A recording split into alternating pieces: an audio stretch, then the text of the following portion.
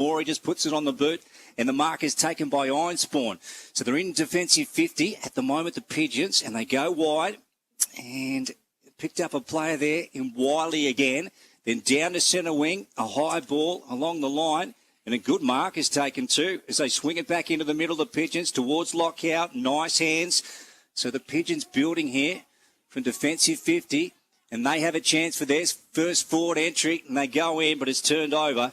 And the mark is taken by Bevan Gussie. First quarter action on O&M Live thanks to Blacklocks in Wodonga. And Lavington have the footy at fullback. They lower the eyes. Dangerous kick. Working really hard for the Pigeons. Getting his hands on the footy was Masters. Inside towards the hot spot. And a good defensive mark has been taken. It's Ben Ashley Cooper at true fullback. Switches the football out wide to Butler. Pressure came from Ironspawn and will throw the footy back into play. 35 metres out away from the Lavington Panthers goal. So he played 1.5 minutes on the GJ Gardner Holmes time clock. The score still at a deadlock. First quarter action thanks to Blacklocks on O&M Live. So about 30 or 40 around from goal here. Hannah Street and far side. Ironspawn tries to get the handball up. Ball's gone out of bounds again. And we'll have another boundary throw in. Yeah, boys. So Dougie Arnold's come in off the emergency list for Gibbons. So that's the change there for Yarrawonga. Yeah, number 31 Guernsey for the Pigeons. So watch out for him, Doug Arnold. As Scotty said, brought to you by the Newmarket Hotel this afternoon. And another contest here, ball wrapped up. What's the umpire called here? Bit of push and shove over there. And he's going to throw it up. Inside 50, Hannah Street end. Contest. Ball comes out to Harry Wheeler. Gets it on to Maury. Left boot, about 20-metre kick. Williams has a crack at it. Down to Wiley. He's wrapped up in a Panthers tackle. And we'll have another stoppage. Gus McLeod. Holding the ball there, Lukey. Monty, keen to see where the Masters is, where he's taking place. It looks like he's starting forward or potentially floating. Yeah, I think he is playing forward, and Jack Sexton's also going forward after his great job in defence last week. So the Panthers regain the footy at true centre wing. Velodrome side via O'Brien. Kicks down towards a bit of space. Ball at ground level. Working hard to keep this one alive is Gaffney. Bit too much on it for him. Yarrawonga have time to consolidate through the hands of Urquhart. They go out wide to Sharp. Left foot kick. Players losing their footing left, right and everywhere as the Panthers kick to the top of the goal square. Darcy Smith, good use of the body, lost his footing at the crucial moment. Tries to regather the football and Yarrawonga will look to clear defensive lines, but it's not the best kick. Courageous Mike going back with the flight. Well done there by Wheeler at ground level. Gaffney goes back inboard looking to find Curley. Curley kicks on goal and it's hit the base of the upright. A minor score for the Lavington Panthers. So we'll cross boundary side. Scott Montgomery for the Newmarket Hotel. Players losing their footing very early may suggest the wrong boots have been put on. Yeah, boys. Very slippery on top, as I said pre-game, but I think it will dry out pretty quickly if this sun stays out. Yeah, first quarter brought to you by Blacklocks Wodonga. And Hopper's taking the mark here for the Panthers. Out of side. Left of centre wing. Short one. And pretty poor, actually. Wiley's chipped in and taken the mark for the Pigeons. They move it wide to the outer side. And the ball is with Pendergast, and he goes with about a 35 to 40 metre kick down towards centre wing. Fist out of bounds defensively by Hannah, and we'll have a boundary throw in. Far side here, and true centre wing. Gus McLeod. Boys, just a quick one. Darcy Hennessy's the other one that's come in for Lavington for Brant Dixon.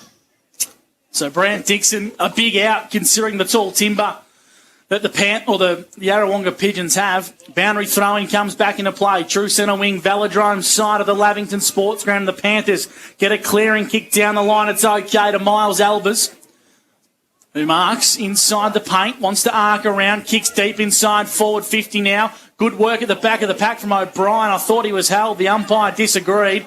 Yarrawonga, exit D50, balls in the hands of Jack Sexton. On the edge of the 50-metre arc. Left half-back flank for Yarrawonga. And the Panthers hold a 1-point lead early in the first quarter thanks to Blacklocks on O&M Live. Harland intercepts nicely for the Panthers, and the umpire's found a 50-metre free kick here, which will put Harland within kicking range. Yeah, it certainly will. So this had hurt the Pigeons early on. Harland's going to be brought within kicking distance. About 35 out, Gus, and this would be, well, a nice way to start and hit the scoreboard. Scott Montgomery, boundary side for the Newey. Any wind conditions to speak about this afternoon? Yeah, just probably a 1 or 2 goal breeze down to the Canine end or the Hannah Street end. That's about it. But so he's kicking in a slight breeze here, Jack. So Harland Kicking to the recently redeveloped Lavington Sports Ground, number 2 end on a 45-degree angle. And I don't think the wind affected that kick. It come off the side of the boot and out of bounds on the full. So great to have your company on O&M Live. We played 5.5 minutes in the first quarter. Thanks to Blacklocks in Wodonga, the Panthers hold a 1-point lead on O&M Live. Here's Luke Francis from McRae Motors. Yes, a badly sprayed kick from Haaland. And then Wiley went into cross out to Morey, and he put it down, and Smith is after it. He did well to win it back. Morey just shifted Smith off the ball, and then goes down the line to Sharp. So they're on the half-back flank, the Pigeons. And then he moves it on, trying to find a teammate in Arnold, and he couldn't grab it. And they get away with it, Pendergast, and then back to Arnold. So well done. They clean up Williams. Oh, nice clutch in the midst. He's about 65 from home here to the Hannah Street end. What's he going to do? He's going to wind up. He's going to go with a driving kick, looking for a teammate in Fothergill, fighting for it at ground level now. He's brought to ground. Ball come out the back of the contest. Luke Garland's in there, wrapped up. And we'll have another stoppage. First quarter brought to you by Blacklocks Wodonga here on O&M Live. Dan Vaccaro for 40 Winks. Yeah, who's shining early, mate? Well, the game's been played on Lavy's terms real early days, but Ben Ashley Cooper's had the 3 early touches on the 40 Winks stat sheet, boys. So the footy trickles out of bounds, and we'll have a boundary throw in 40 metres out from Lavington's goal. If you just joined the broadcast, a Ray White rule netball update. The Lavington Panthers home by 2 goals over Yarrawonga in a thrilling game of Ovens and Murray netball. And a well done to Hannah Davies, Reed Olahensi and Tamara Matthews bringing that one on 2AY. Football comes back into play. Brilliant work from Howe. Tapped into the path of Fothergill, who kicks to the goal square. Ball falls at the lap of Lee Williams, will bring the footy back into play. Dan Vaccaro for 40 Winks. Just on the 40 Winks stat sheet, boys, I know it's early days, but Lavy have had 5 inside 50s to Yarra's 2, and they've got no score out of it, really. So, hot start by Lavy, but they've got to hit the scoreboard. Boundary umpire hurls it back into play. Howe over the back. Harlan got his hands to it. Hannah, just a hack kick. Smith took a good mark. He was under pressure and was able to snap it up for the Panthers, and then lateral to Harlan. They're inside defensive 50 still, the Panthers. Now they're out towards centre wing. Gaffney, nice. And then on to Cook. Just palms off one, then handballs over the top to Nick Newton. And Nick Newton wheels around, gets it on the boot, sends it to the top of the 50. Sean Driscoll goes back and takes a nice mark. So the Panthers move that ball nicely. It's going to go short. Driscoll over the top of Albers. He couldn't quite get it. Cook, he overran the ball. Now tries to spit out a handful, deflecting. Albers left foot, snaps, rolling, touched, I reckon. Or was it? This will be interesting. Cross didn't get to it, did he?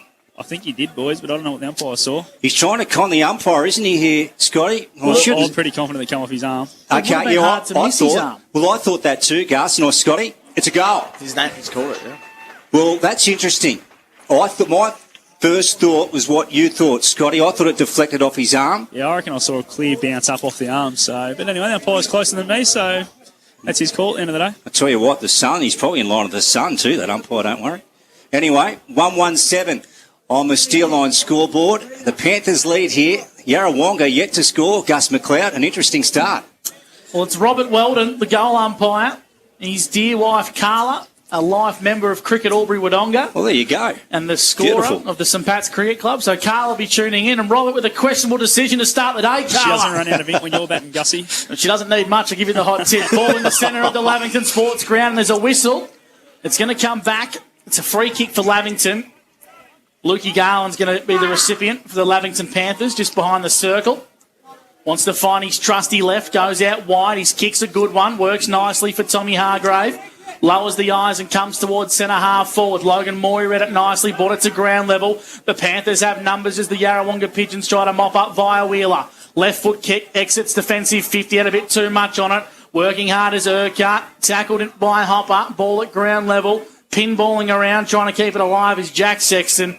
And in the end, it trickles out for a boundary throw-in. The Lavington Panthers 1-1-7 to Yarrawonga, yet to score on the Steel Line scoreboard as we go boundary side. Scott Montgomery for the Newie. Yeah, boys. Lee Masters is definitely playing as a key forward, probably playing the deepest forward at the moment too, if Lee Williams getting up the ground just a little bit more. Yes, sun really shining out the Lavington Sports Ground. Terrific. Ball goes in forward from Hargrave, and Jack Driscoll got a fist to it. Smith off the ground, rolling ball towards the line. Oh, gee, big collision. Morey and Smith both went into the post together. Smith's in trouble. Scotty, he hit it hard, didn't he? Very hard. He's holding his knee too, Mont. Oh. is Darcy Smith. He's in a world of hurt. I reckon it's upper leg more so, and he's in a lot of pain. And the three trainers running out to him. Goodness gracious. So him and Morey were in a chase for the ball. It was Smith who actually got his foot to it first. He was trying to get a second one on it to make it a goal, and he's collided heavily with the goal post. And they've stopped play, boys. They've stopped play. At the Which is scoreboard good to see. end, They're going to yeah. bring the stretcher straight away, so... No, not good. Jeez. Well, talking about the St Pat's Cricket Club, Darcy is a young and up-and-coming cricketer, multi-talented sportsman, Monty, and that didn't look pretty at all, to tell you the truth. Jai Cross was hot on his heels, and he's in a world of hurt, young Darcy. It's something to do with his leg. We've yet to quite work out what it is, and He definitely clutched the knee, which is... I wouldn't be surprised he had the wind taken out of him as well. Yeah, he Yeah. hit the pace, didn't he, boys? And there's the stretcher going out now, boys. So, yeah, not good at all. So stop in play here. In the context of the game, Monty, Lavington were going to need a lot of things to go right today to win the game. Not saying they're done and out. We only played 11 minutes in the first quarter, but if they were to lose a player like Darcy Smith, who provides that excitement and pace in their forward line, it really would be a bit of a dagger for the Panthers. Yeah, especially with Yarrawonga not probably having that super quick small defender either. He probably might have got off the chain today, Darcy, but yeah, it's going to be a massive loss for them for the rest of the day, you'd think. We'll quickly go to Dan Vaccaro for a 40-wing stats update, and we'll potentially go around the ground shortly too. Yeah, thanks, Gussie. On the 40-wing stat sheet, look, Lavie have started really positively. They've had the 7 inside 50s. They've only had the 1 score come from it, 1 goal, 2. So they've got to get more potent around the 50, but really positive start. Yarrawonga, quiet start, 2 inside 50s. The only player to have multiple possessions that I'm taking off is Harrison Wheeler as well. So getting played on Lavington's terms at the moment. Yeah, so 5 trainers around Darcy Smith at the moment, Gus, towards that scoreboard end, and they're about to put him on the stretcher, and he'll make his way off shortly. So Just another one, boys. Young Jake O'Brien come off just before and had his shoulder strap popped out on him in that first contest out inside 50 and went straight back in, so they've just strapped it and he's gone back out on the ground now. Yep, so a few rotations here. The Pigeons are making a few changes as well. There's Howe, Ironspawn and Wiley making their way out to the huddle. So both teams have congregated here. Around the grounds, thanks to Mr. Stove's Pool World, Wangaratta 21 to the Dogs yet to score. And the Raiders trail by 1 point behind the Rovers early in that game. And here at the Lavington Sports Ground, the Panthers 1-2-8 to Yarrawonga yet to score on the Steel Line scoreboard. If you just joined the broadcast, a halt in play for at least 4.5 minutes. Darcy Smith, youngster for the Lavington Panthers, being stretchered off the ground with a leg injury. So not good signs. And we'll get an update from this one from Monty, because he's going to have to walk right past you, Mont. Yeah, as he comes past, boys, I'll have a look what's going on and I'll ask the question of the trainers too and get back to you. Yeah, I've got to mention to Scotty Montgomery this afternoon noticed there was a man missing as the Pigeons ran out, and that was that number 8 Guernsey. No Mick Gibbons this afternoon as well, and he's been replaced by number 31, I should say, Doug Arnold. So, there's Darcy Smith just heading by you now, Scotty, and he's in a bit of pain, poor Darcy. So the boundary umpire will bring the footy back into play. I reckon you can add at least 4 minutes to this quarter, lads, as the clock ticks over to 13, almost 14 minutes on the Albury GJ Gardner Homes time clock. And I believe the rule is the player must exit the fence before you can bring the football back into play. So the recently redeveloped Lavington Sports Ground, Darcy Smith is being walked along the AstroTurf, and I believe he'll get taken into the Lavington Panthers clubhouse now. Hats off to the trainers from both clubs, Yarrawonga and Lavington, helping out young Darcy Smith as he gets carted from the ground. It's great to have your company on O&M Live. It's an 8-point lead to the Panthers. Scott Montgomery's boundary side for the Newmarket Hotel. Dan Vaccaro, the 40 Winks stat sheet, and also doing some of his best work at Harvey Norman this morning. And here's Luke Francis from McRae Motors. We're back underway on O&M Live. Here we go again, Gussie. So Coburn goes after it. Wiley, this is left of centre wing over on the far side. And again, we'll have another boundary throw-in. So 8, Lavington lead. The Yarrawonga Pigeons yet to score here on the Steel Line scoreboard as we tick up towards the 15-minute mark of the opening term. As Sexton went short, intercepted by Tom Hargrave, and he's got it to the bulldozer. Tom Hargrave with the pill at the moment. What will the Panthers do from here? Play is quite stagnant as he loads up and sends it forward on the left foot. And then ball comes to the front of the contest. Cook got it out to Albers. Right foot snap. We know the sharpshooter he is, and he's got it all right. Don't worry about that. He doesn't miss many.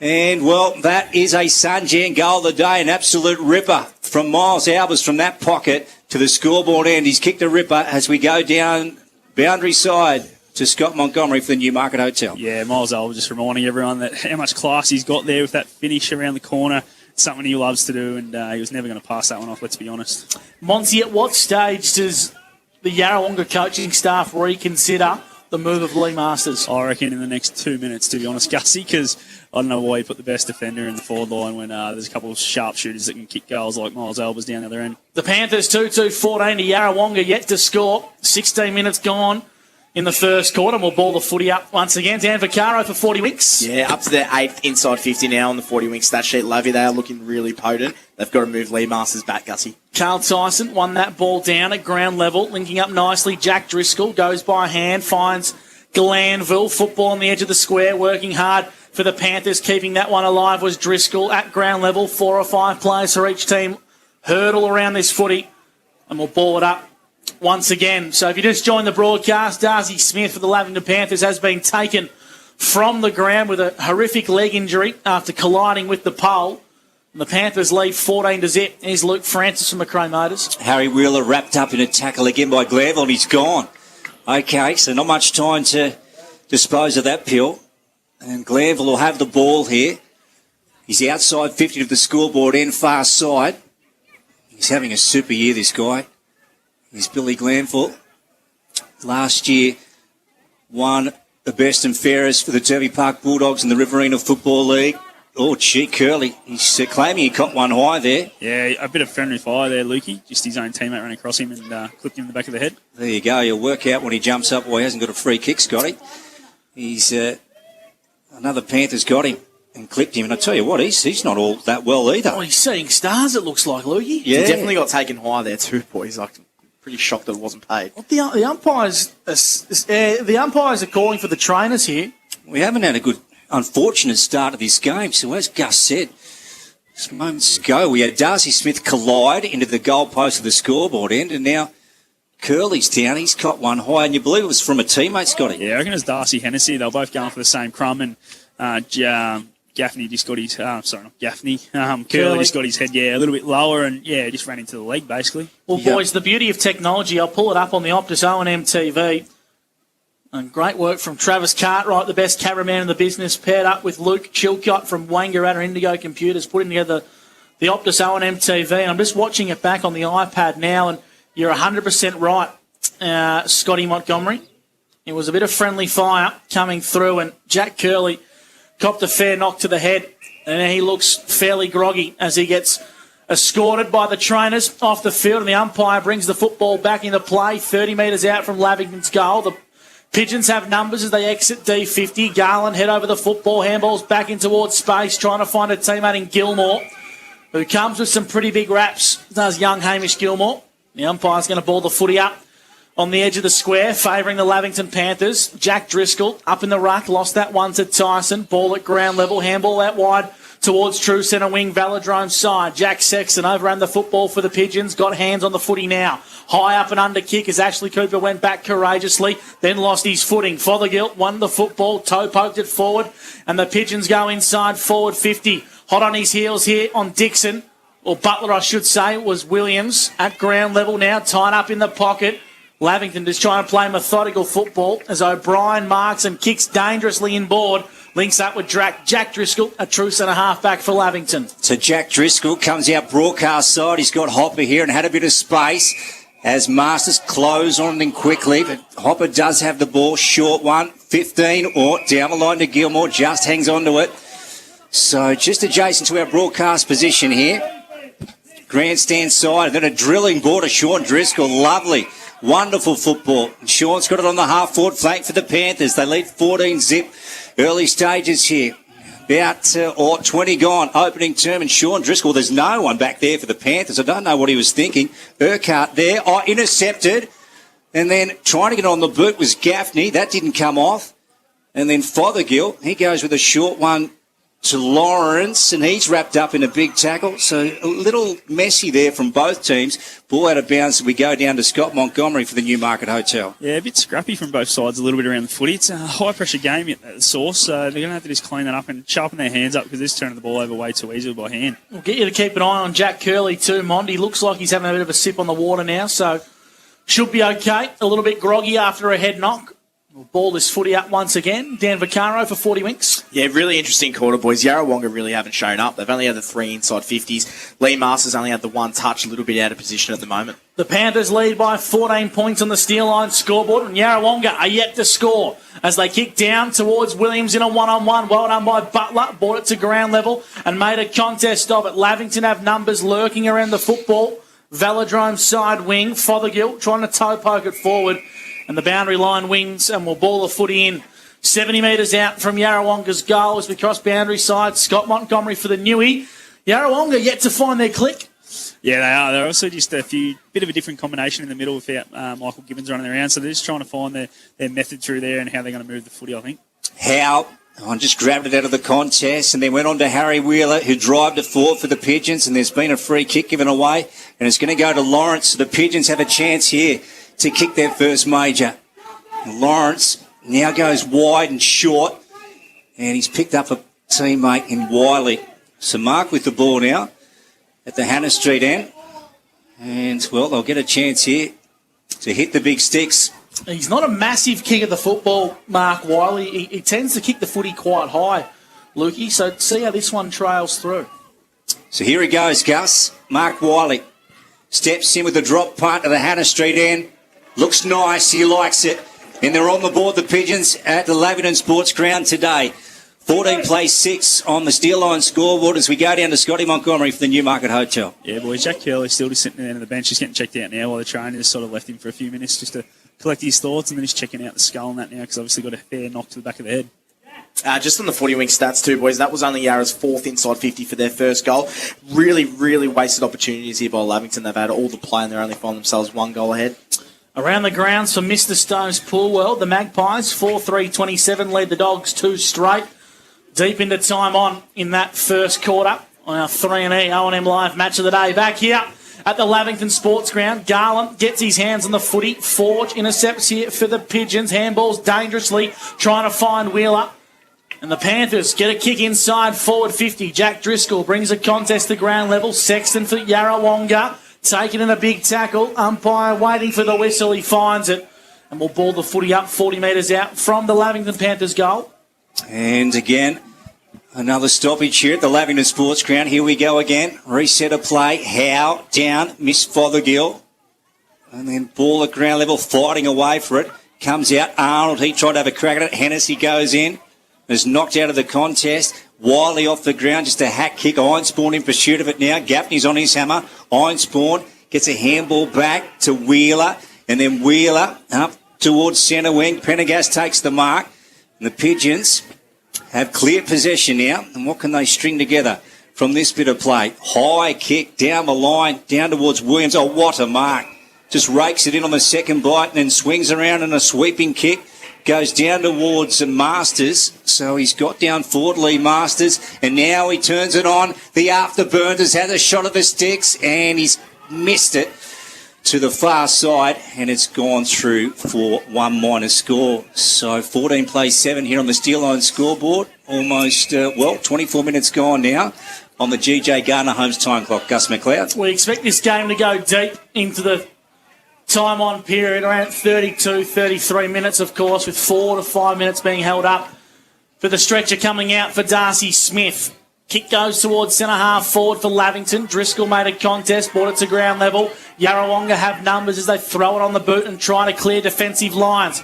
Works out okay. Ryan Ironspawn lowers his eyes and kicks long down the line. Lee Masters leading up towards the true centre wing position. Velodrome side. Handballs nicely. Comes back in board from Pendergast. And Yarrawonga is starting to click and find a groove. Ball's in the hands of Koopman. Goes inside forward 50. Williams is the target. Butler had the better position. Umpire said no free kick. Exiting defensive 50. Ashley Cooper for the Panthers. Inside forward 50 from Coburn. And intercepting beautifully. Taking a good mark for Lavington was Drew Bevan. and true centre half back. It's a really congested 30 or 50 metres ahead of him, Lukey. Now have to play methodical football now, the Panthers. Yeah, so Bevan goes to Newton Gus and then forward to Garland. So they haven't gained all that much ground in that piece of play. Good running from Newton from behind. And then has a bounce on half-back, Nick Newton, and then left foot. That was nice to Driscoll on true centre wing, who played a great game last week. This guy, Sean Driscoll versus the Raiders, on to Newton. Oh, not an ordinary kick. And it's ricocheted off Fothergill's leg and gone out of bounds. And we'll have a boundary throw-in left of centre wing here. Opening term, it's the Panthers up against the Pigeons on O&M Live. Dan Vaccaro, Scott Montgomery, Gus McCrowd, and Luke Francis with you. So the boundary umpire throws it back into play. Howe beaten in the ruck contest there by Hannah. Fothergill, left foot kick, trying to find Masters. He needs a favourable bounce, doesn't get it. Working hard to regather the footy on the edge of the centre square. Chips it over the top nicely to Ironspawn on the edge of the centre square. 70 from home as the Pigeons kick towards the Hannah Street end. Inside forward 50. And marking uncontested is Adam Butler. Like a fine bottle of wine. Just gets better with age. Kicks into the pocket. Links up with Driscoll. Inboard. Kicks nicely. Billy Glanville. Probably been the best recruit for the Panthers this year, I dare say. Comes back inboard. So Lavington playing methodically, and I like it. But that kick is poor, well read by Lee Williams. Too far to score. Arcs around, kicks deep inside, forward 50. Masters is the target. Lawrence flew high, brought it to ground level. Trying to keep it alive is Fraunfelder. Lawrence can't get boot to ball. Defensive pressure from the Panthers is nothing short of superb. And they save a very opportunistic chance on goal. Lavington deep in the back pocket. They currently hold a lead by 7 points as Williams gets absolutely cleaned up here, Lukey, and it should be a free kick. Doesn't he? What? He got the knees and the kidneys there. That's what a ruckman should do when someone's sitting under a footy, boys. Yeah, that's there was a real chance there for Hannah to clean up. Williams, he probably didn't do the best job of it, but that's right. He got him to some degree. Williams just lobs it up towards the goal square. Hannah Street end. Big pack of players go up. Ball comes out the back. Koopman, got ripped off it. Masters ends up with it. Out to Fraunfelder. He's wrapped up by a big tackle. Cook's in there, so's Gilmer, and he's gone. Well, there you go. Okay. So the Panthers to win it back here through Gilmore.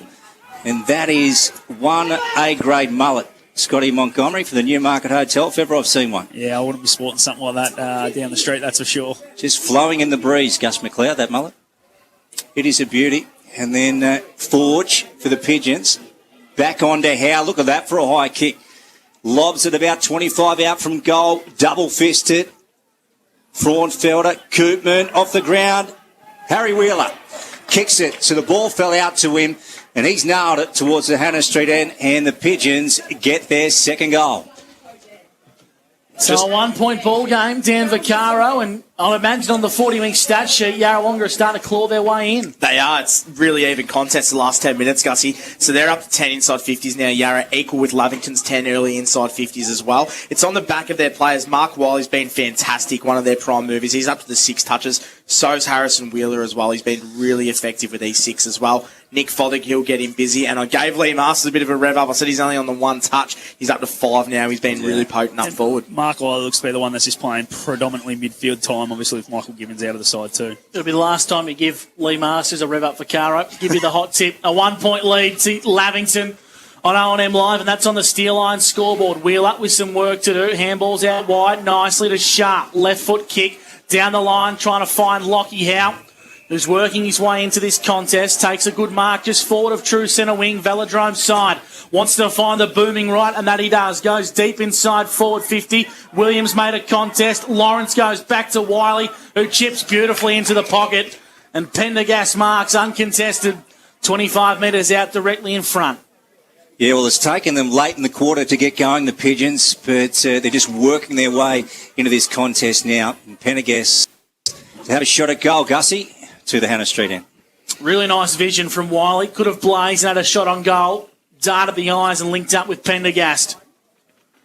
To the Hannah Street ends to give the Pigeons the lead for the first time today. Pendergast makes no mistake. And that's a fierce response from Yarrawonga. 3-1. To the Lavington Panthers, 2-14. We've ticked over 30 minutes on the Albury GJ Gardner Homes time clock as we go boundary side to Scott Montgomery for the Newmarket. Yeah, well described, boys. As you said, Mark Wilder could have blazed, probably had a shot, but found his young teammate in the middle, straight in front, and what a way to finish it. Ned Pendergast, good finish, and hits the lead for the first time. And Dan, yeah, leave Master alone, mate. He'll work his way into it. Yeah, sorry, Mon. I won't do it again, mate. There you go. He's been warned. Stats man. It's on warning, Dan Ficaro. First season and doing a fantastic job for 40 Winks. Hannah and also Tyson in the ruck. Now Billy Glanville won the clearance and got it on the right boot, descended forward for the Panthers. Gaffney in pursuit of it. Morey overran it. Gaffney gets back onto it and just hacks it off the ground. O'Brien, we got called to play on. Didn't go the required distance. That was interesting. And we will have another stoppage, Gussie. Monty boundary side for the new. Any news on Curley or Smith? They're still doing a bit of work on Curley, mate, so we'll just wait and see on that one. He's standing up and moving around, so they're probably just waiting to see if he passes that test after the 15 minutes. As the siren sounds for quarter time, and what a first quarter it's been. Ebbed and flowed, and it was a tale of two halves. At quarter time on the Steel Line scoreboard, the Lavington Panthers 2-2-14 trail Yarrawonga 3-1-19, a quarter that went 31 and a half minutes, and there's plenty more to come on the other side of the break. It's game on between the Panthers and the Pigeons here on O&M Live, and on O&M Live, you won't miss a thing. Watching the game at home is good, but watching the game on the big screen with all your mates, all the atmosphere and the great food and beer is pretty hard to beat. And it's all here at the locker room at the SSNA. Adroit Insurance and Risk, your local insurance advisor, able to tailor insurance programs to support your business. And we're proud to support our local community.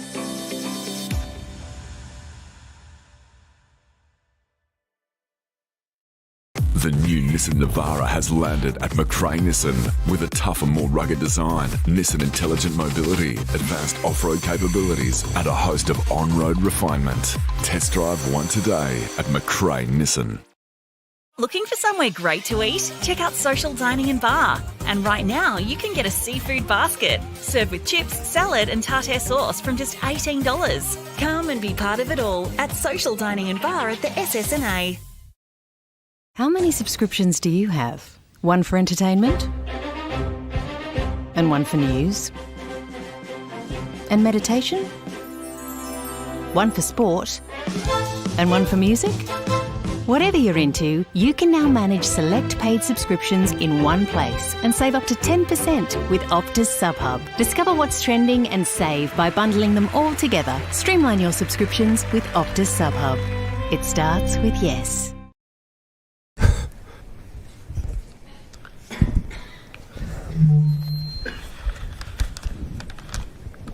Did someone say KFC? I don't care. I love it. Go where you can live and learn locally. Go where there's industry qualified trainers. Go where students come first. Go for the community. Go for the choice of 120 courses across 11 campuses. Go where there's free TAFE. Go for it with GoTAFE. 0.0% alcohol. This changes everything.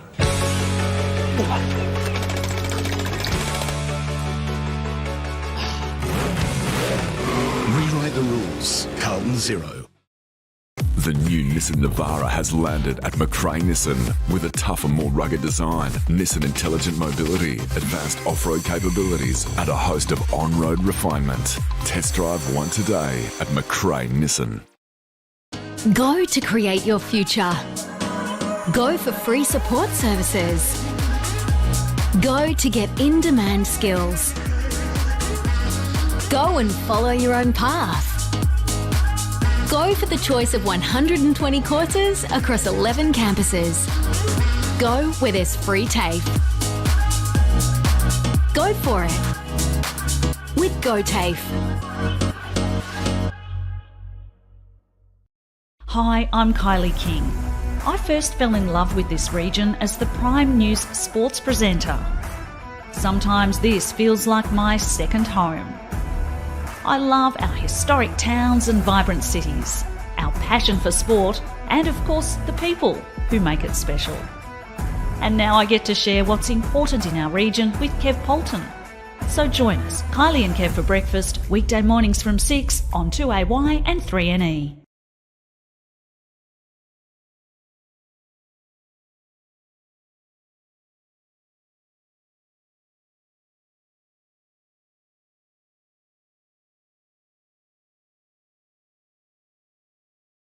Looking for somewhere great to eat? Check out Social Dining and Bar. And right now, you can get a seafood basket, served with chips, salad and tartare sauce from just $18. Come and be part of it all at Social Dining and Bar at the SSNA. Live on 2AY. Welcome back to L&M Live. Great to have your company on 1494 2AY.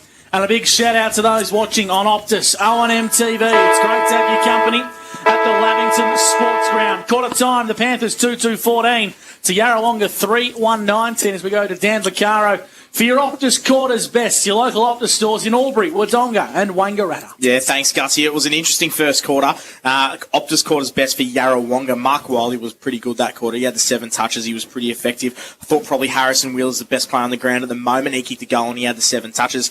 Really effective. Lavie, they need more of an output from some of their players. I thought Billy Glanville was probably their best. He only had the 6 touches. They need more of an output from Jakey O'Brien. He's only had the 2 touches. Tommy Hargraves only had the 2 touches, which is a rarity for him as well. A really interesting game. Pretty even. 11 inside 50s apiece. It'll be interesting to see what this second half brings. Gussie.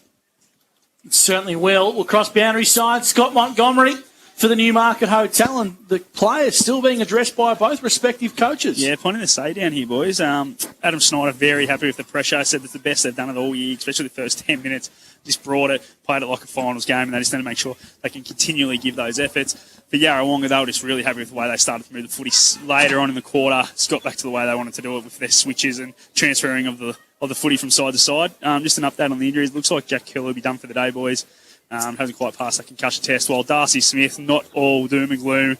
I do believe it may only be a large corky, boys. Oh, corky. That's great. Yeah, it might not be too bad. That's really positive. In all seriousness, that is really positive. Absolutely, it is. Because the way I dare say you'll cop it during the week. Well, Darcy will cop it. I'm going to give it to him now. I reckon he could have won an Academy Award if that's just a call. Can you go back on after getting stretched? Yeah, he come back through the gates. A moral point of view, are you allowed to come back on? Well, yeah, I know the Yarra boys would probably give it to him if he did, so he might not want to. But thick skin, I hope, for Darcy. He's walking around, so during the year at cricket, Darcy claimed to have done his ACL and he played the following week. So he's not... Enough said.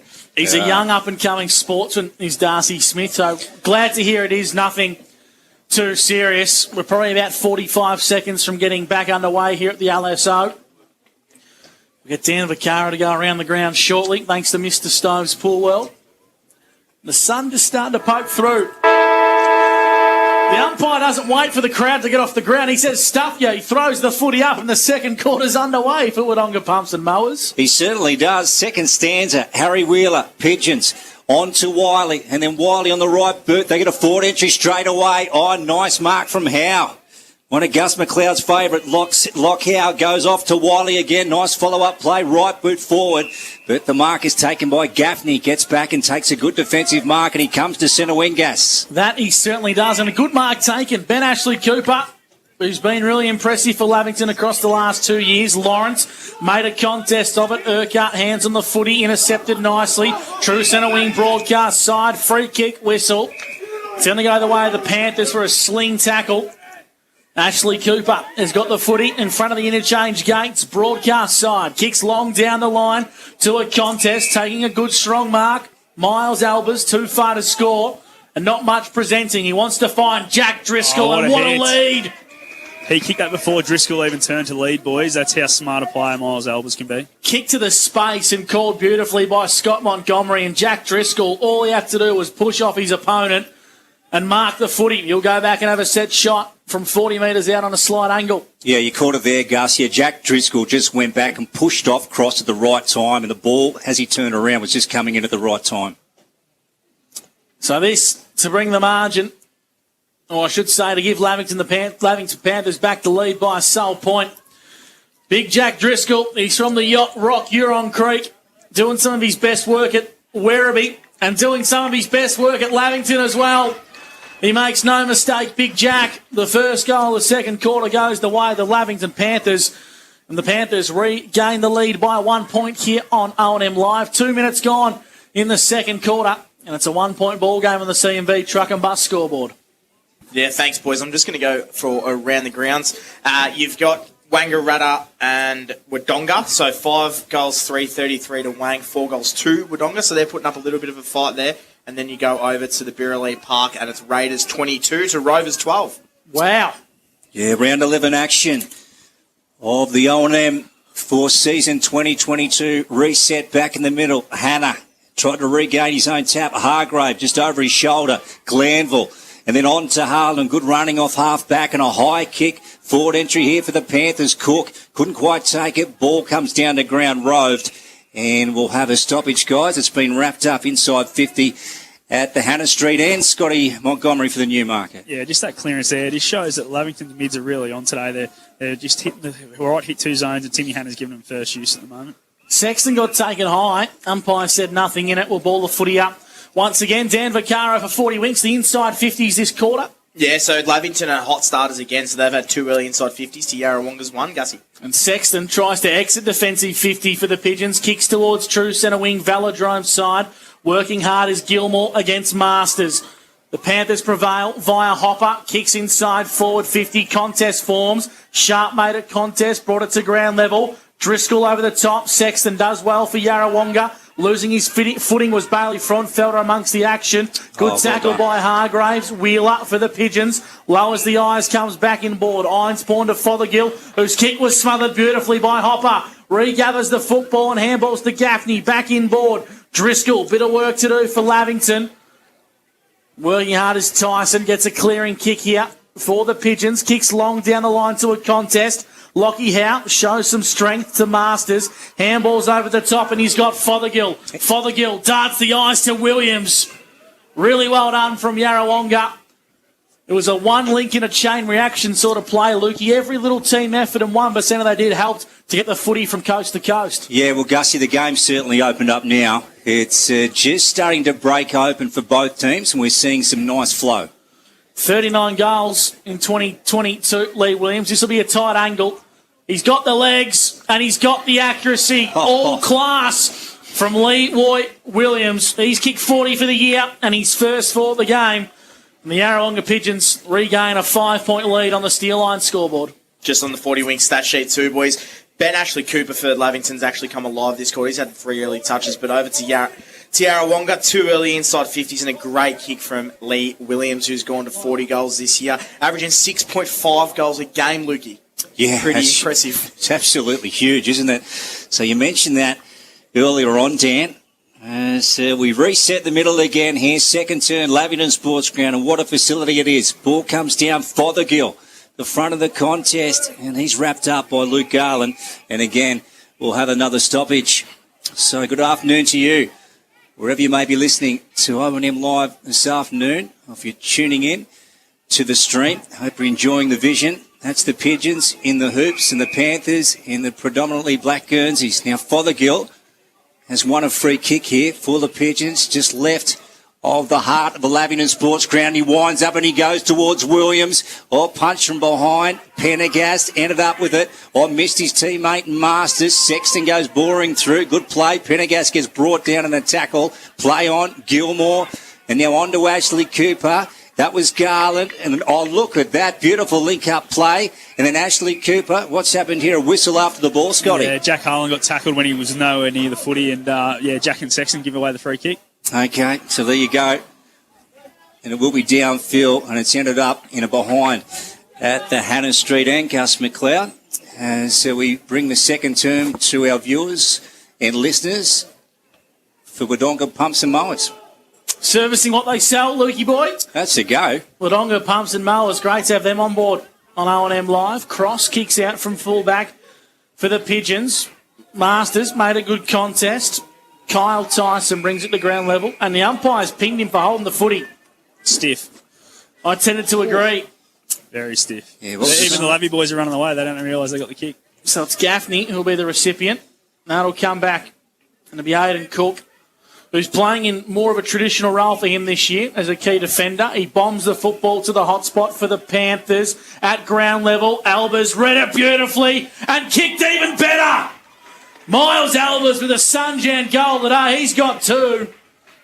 He may be getting a little bit on in age, but his class is still there. Miles Albers with a Sunjan goal today as we go boundary side to Monty for the Newey. Yeah, mate, that's his 3rd too, so he's just really getting dangerous down there, so they need to do something about that. Well, on the other side, they've got Jack Forges running with Jakey O'Brien, as Dan mentioned at quarter time. He hasn't touched the footy a lot yet, Jake, so it's one of those things that Jack Forge is continuing on from his form against Joe Richards last week. Yeah, he had the 2 touches first quarter, Jakey O'Brien, and he's yet to touch the ball this quarter as well, so doing a great job on him.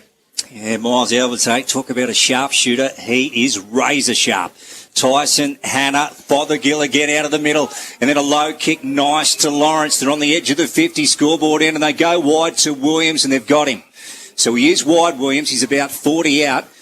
Scoreboard end far side. He wants to dish it off.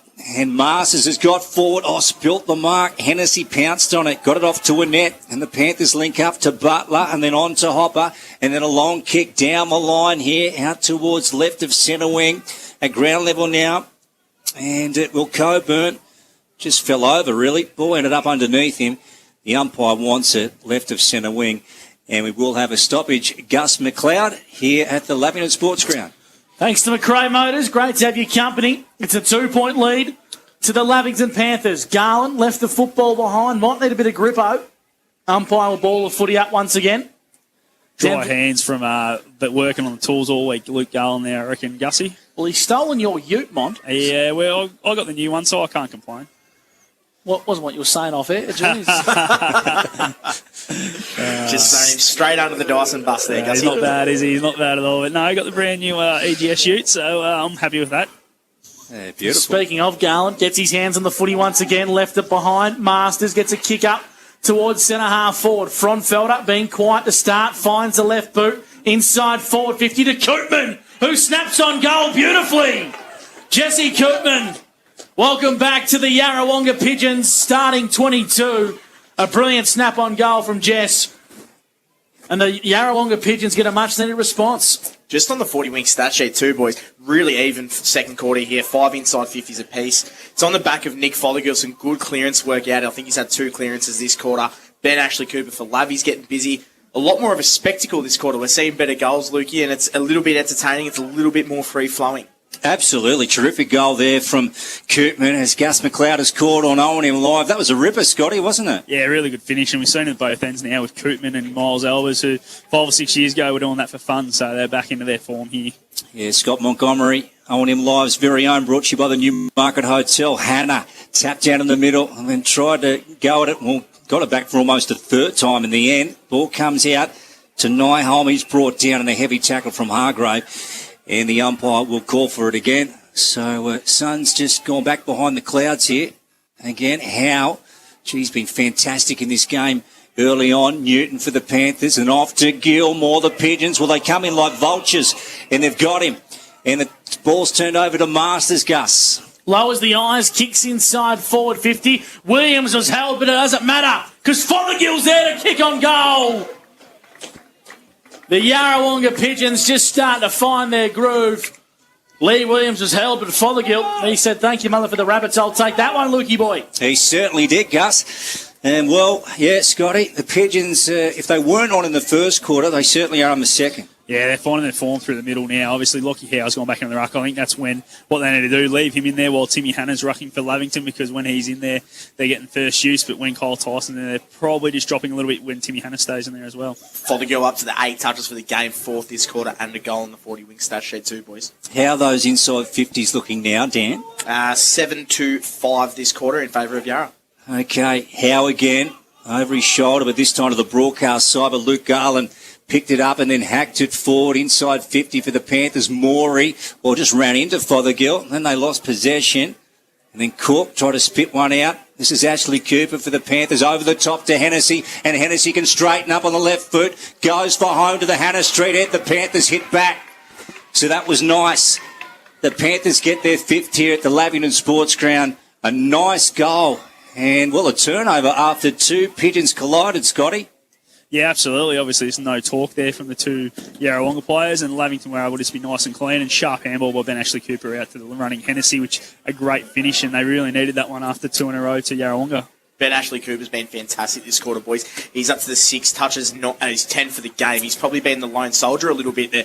Need a bigger output from Tommy Hargraves, only under 3 touches, and Jake O'Brien's touched the ball twice this game. Yarrawonga lead 37-33 on the CMV truck and bus scoreboard. And the footy goes towards centre half forward for the Panthers. Clearing kick nicely from Morey. Kicks towards true centre wing. Coburn. Great pick up and he handballs forward trying to find Masters. Paddles it to himself but just can't quite keep the footy alive as the trickles out of bounds towards the CMV truck and bus scoreboard. The Panthers, they trail this one 5-3-33 to Yarrawonga 6-1-37. 12 and a half minutes gone on the Albury GJ Gardner Homes time clock. The boundary umpire comes in 10 metres and he'll fling this one back into play. Here's Luke Francis from McRae Motors. And it's turning into the game we want. Gussie, there's no doubt about that. Lockout brought down in the tackle by Garland. And again, we'll have a ball up here. Left to centre wing, Lavington Sports Ground. Again, round 11.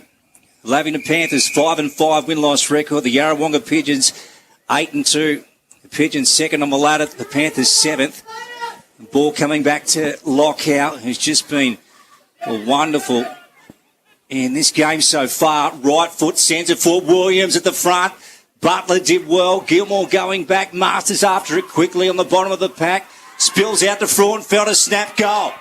He's got it. So Frauenfelder's kicked it. Well, it went in so quick.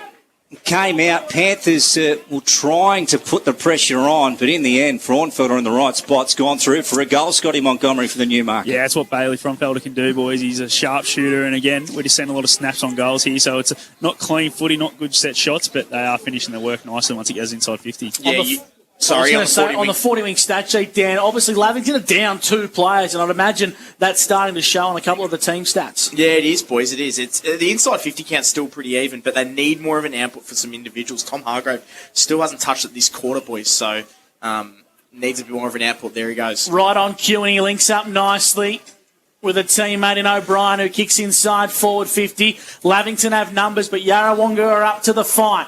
Wiley snaps across his body to clear defensive lines, and Hopper takes a good strong mark, running back with the flight. True centre wing, Velodrome side. Driscoll kicks dangerously inboard. Tanner Nyholm made a contest of it, working hard now, and help without the footy was Gaffney. And that's ill discipline from Pendergast because Yarrawonga had numbers, Luke, and now Lavington regather the footy.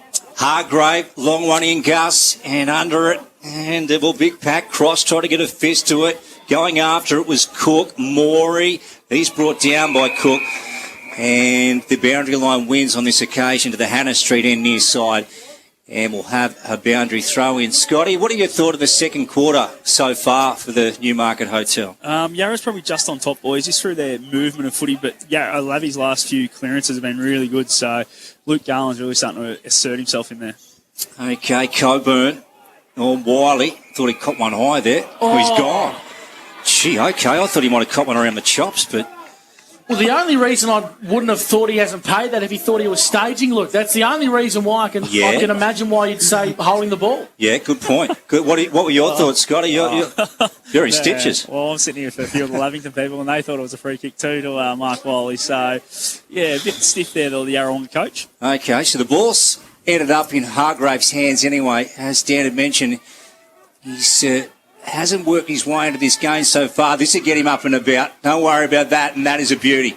That is a ripper, and I tell you what, he taps and kisses his boot almost and gives a kiss to the crowd because I think he was hearing it from a few of the Pigeons fans in the stands, boys. And anyway, he sent it home for a big major, and that's a nice one.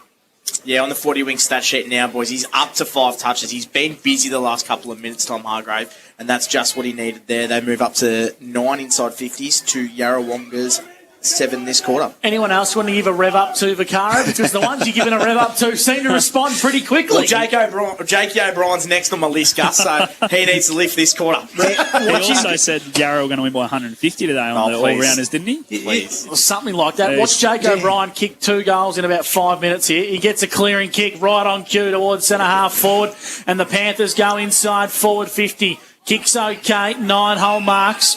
On the left half-back flank for Yarrawonga. Wants to come out broadcast side. Kicks nicely to Coburn. Good strong mark. Slows it down. Kicks inboard nicely to Wheeler on the second bite of the cherry. True centre wing, broadcast side. Wants to find the right boot, and that he does. Kicks towards Williams. 1-on-1. Williams made a good contest. Jesse Koopman at ground level for the Pigeons. The Panthers have numbers. Trying to clear defensive 50 as Pendergast gets amongst the action. Bevan wraps him up and will ball the footy up deep in the pocket. The Lavy Panthers, 6-3-39 to Yarrawonga, 7-1-43 on the CMV truck and bus scoreboard. 17 minutes gone in the second term. Fantastic play from Pendergast, Scotty. He just had to put his head over the footy and go through. He did. Fothergill goes for home again, bouncing ball, and it's gone through for 1 behind to the scoreboard end, and the Panthers will get it back through Harlan. Yeah, Pendergast fantastic in the contest down here in the pocket, Scotty. Yeah, for a younger guy, he really puts his body on the line and isn't scared to put the head over it too. So it was a great contest. He just needed to break through that tackle and he probably kicks a goal, but yeah, it was a great tackle as well. Harlan looking for a net. Big fist over the top from Harry Wheeler, and both players looking for the line. And they get it as we bring this second quarter to you for Wodonga Pumps and Mowers. It is the Yarrawonga Pigeons leading by 5 points, 44-39. On the CMV truck and bus scoreboard, here is Gus McLeod on O&M Live. Footy comes back into play. Carl Tyson's been pretty good in the ruck. Taps that one back to Wiley. Paddles it forward on the edge of the 50. Good defensive pressure from Fothergill. And we'll ball the footy back into play. Dan Vaccaro for 40 winks. Ben Ashley Cooper's been good this quarter, boys. He's had the 6 touches, moves him to 10 for the quarter. Tommy Hargraves had the 3 late touches as well. They're looking okay, Lavy. Thanks to the Vaccaro rev up, I think. Yeah. Make a great motivational speaker, wouldn't he? Tell you what, he can charge 500 a pop, I reckon, the way he's going. Balls at ground level. Linking up nicely for the Panthers. Clearing kick down the line from Glanville was good. Gained about 40 metres. Working hard to keep it alive is Driscoll. Going to be pinned here for holding the footy. He is. Good tackle by Doug Arnold, the man who's come in. The late change for Michael Gibbons. Not many options present. Sexton asking for the footy. As Doug Arnold kicks long down the line to a contest, getting a crucial fist in to see it across the boundary line, was Jack Driscoll, the boy from the Rock Huron Creek, and we go boundary side to Scott Montgomery for the Newey. Yeah, boys, this game's really amped up a little bit with the contest around the footy. A lot of blokes coming off really breathing heavily on a day that's not too hot, so yeah, definitely a lot of work going into it at the moment. Throw in, Driscoll and also Tyson. Garland. Hurry kick, left foot, bouncing ball down to centre wing. O'Brien pounces on it, taps it in front of him. Now he's got some room. Beautiful Shepherd from Albers. O'Brien puts it on the boot, rolling towards the Hannah Street end near side. And it's gone through for 1 behind. 4 points to margin. Yeah, well, in the end they did. He broke away, didn't he, Scotty? And there wasn't many people left in the 50. No, Miles Albers provided a great shepherd, so it was a one-on-one down deep, so he could have kept running, really, another 20 or 30 metres. 20 minutes gone in the second term. Oh! Flying high and taking a strong mark there. A little bit exuberant from you there, Lukey, was Billy Glanville. He liked that one. Lowers the eyes, darts the ball to Albers. Flew high, brought it to ground level. Made a contest. The Pigeons exit D50. Works out nicely for Bailey Fronfelder. We had a day out last week. Celebrates his 50th game for Yarrawonga today, the vice-captain. And he finds his left boot and kicks long down the line to a contest. Williams chose not to fly and brought it to ground level now. Fothergill wrapped up in a big tackle. Had no prior opportunity, and the umpire agrees. Will ball the footy up. 6-4-40, the Lavy Panthers. Yarrawonga, 7-2-44. 20 and a half minutes gone on the Albury GJ Gardner Homes time clock. Yeah, 4 points separates these two teams at present. The Pigeons with the lead. Ball, Pendergast. Oh, someone got legged. Went to ground, and that was Gaffney, and he's going to pick up a free kick, is he? Yep. So he'll get the Sharon. Inside defensive 50 here for the Panthers. Broadcast side, scoreboard end. So what can he do, Gaffney? Lockie just having a look at what he's got ahead of him. Looks like he's going to go long down the line with just a dump kick. And then at the front is Tyson. Cook came over the top to make a contest. Well done by Arnold off to Sharp. And Cook goes again, takes it out of bounds. And we'll have a boundary throw in left of centre wing here, broadcast side. Dan Vaccaro for 40 Winks. What would be the standout stat for this second term, Dan? The standout stuff for this second term, there's nothing that's screaming out to me, but the inside 50 count is probably the one it's so even that you're looking at Yarrawonga's one here, so they're on 9 inside 50s, and you've got Lavy on 12, so that's probably pretty close. But besides that, Lukey, I've got not a whole lot for you on the surprising side of things. Nick Fothergill's been good with 5 touches as well. I reckon Lockie Howe's been waiting to get back on the ground for at least 3 or 4 minutes here as the footy comes back into play. His partner in crime, Kyle Tyson, brought it to ground level and links up with Coburn, who kicks towards the hot spot. Williams on the second bite of the cherry. Yep. Strong mark from Lee Williams up against 2 players. Second bite of the cherry takes the mark 30 metres out on a slight angle. Yeah, great mark there by Lee Williams. Just read the footy best, floated across the front of the Lavy player that was stationary and was able to get on the second bite. So kept his eyes on it and took it all the way to the ground. Yeah, strong's the operative word. What would this man bench, Gussie? Strike me pink, I tell you what. I reckon he'd have me covered on the bench press, Lukey. Truth. He's already kicked 1 today, Lee Williams. His accuracy has been a strong point, and that's why he's kicked 2 today, and he takes his total to 41 for the season, averaging 6.5 a game. And that extends the margin for Yarrawonga out to 10 points. The Pigeons really starting to play some good football, but Lavington refused to give in. Second quarter action for Wodonga Pumps and Mowers as we go boundary side to Monty for the Newmarket Hotel. Yeah, it shows when you've got that key forward who can take those sort of grabs and hit the scoreboard quite regularly. It changes the game pretty quickly. So Lee Williams is definitely starting to get in this game in this second quarter after a bit of a quiet first quarter. Yeah, 10 points the margins. The Pigeons lead here. Lavington Sports Ground. Here we go. Saturday afternoon footy on O&M Live. Back in the centre of the ground, and Tyson goes up versus Hannah. Hannah got the best of it. Garland went in under the footy, and the umpire is going to call for it again here. So a secondary stoppage. And we've got a rotation down there, Scotty. Yeah, Lockie Howes has got back on the ground, mate, after waiting around for a little while. So he's back on and we'll head forward for a little bit of length. Yeah, what a player he is. Coburn brought down by Hargrave. And again, we'll have another stoppage here. Gus McLeod as the ball is thrown aloft. Howe back in the ruck, met by Hannah, who toe pokes it in towards the centre of the Lavington Sports Ground. Sharp left up behind as Albers intercepts, kicks to Hopper. One-handed pickup was clean, met by Fothergill, and the umpire will ball the footy up on the edge of the centre square. Dan Vaccaro for 40 Winks. Yeah, boys, the inside 50 count is looking good for Lavie, as we mentioned before. They're up to 12 inside 50s this quarter, which is surprising. While he was taken high, the umpire missed it. Garland found a free kick here for a leg. It's going to go the way of the Panthers. It will be Lukey Garland, who's 65 from home, right on the corner of the centre square. Darts the footy into the pocket. Might work out okay. Albers is lurking around this football. So is Hennessy at ground level, 25 metres out from the Panthers' goal. Snap from Albers out of the pack. A snap from nowhere to the top of the goal square. I thought he was held on the goal line. Umpire said nothing in it. Yarrawonga looked to clear defensive 50. Well done by Gaffney. Makes a spoil. Sexton was crafty. Keeps the footy alive, and Howe happy to palm that one out of bounds for a boundary throw in 70 metres out from the Panthers' goal. Yeah, both teams happy to form a line. That's right, Gussie, to get a break here in the second term as he work up to the 25-minute mark.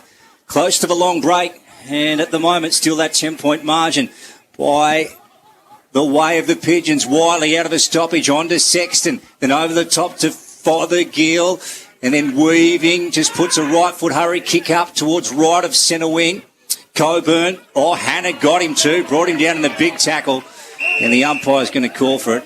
And we'll have another stoppage as we go down to Scotty Montgomery from the Newmarket Hotel. Yeah, boys, what a tackle by Timmy Hannah. He's just starting to assert himself in this quarter, really starting to throw that body around.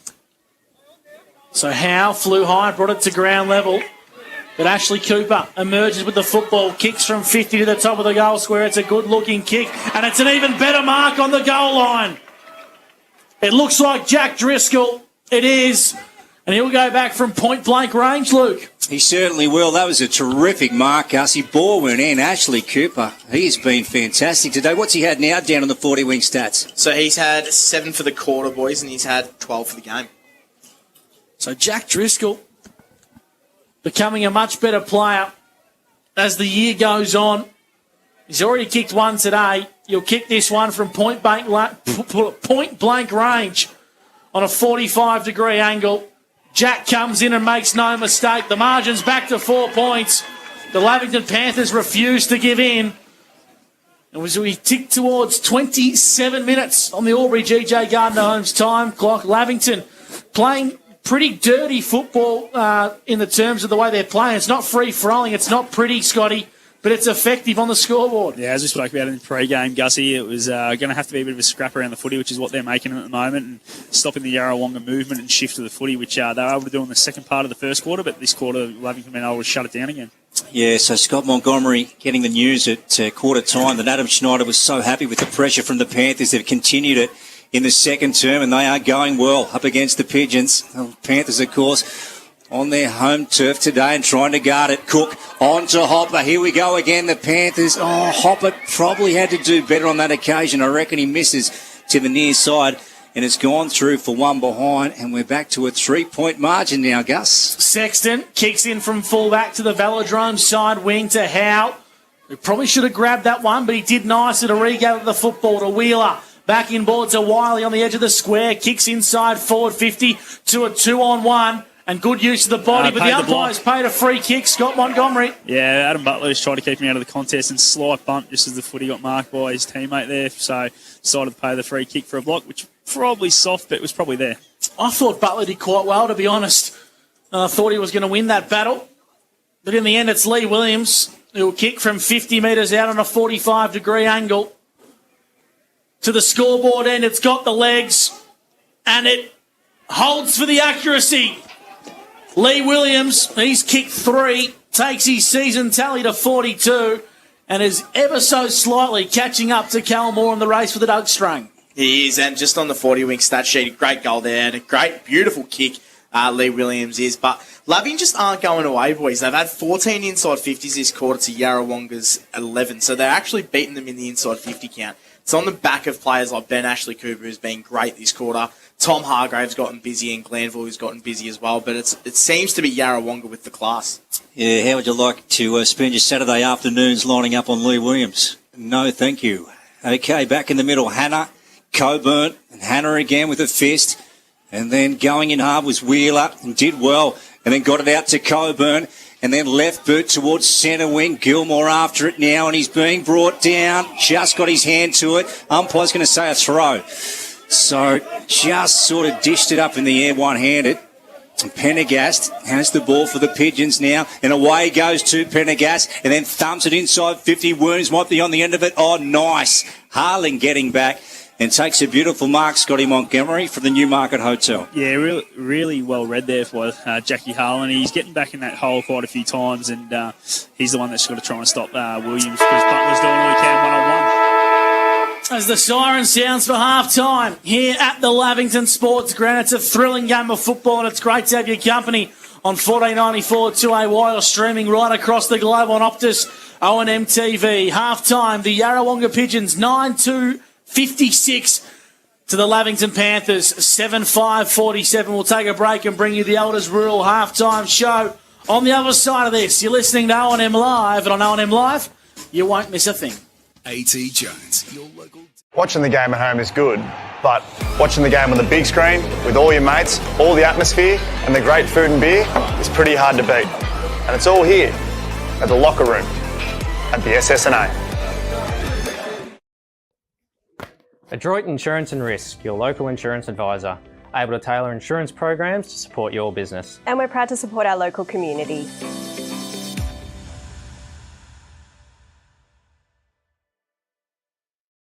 The new Nissan Navara has landed at McRae Nissan with a tougher, more rugged design, Nissan Intelligent Mobility, advanced off-road capabilities, and a host of on-road refinement. Test drive one today at McRae Nissan.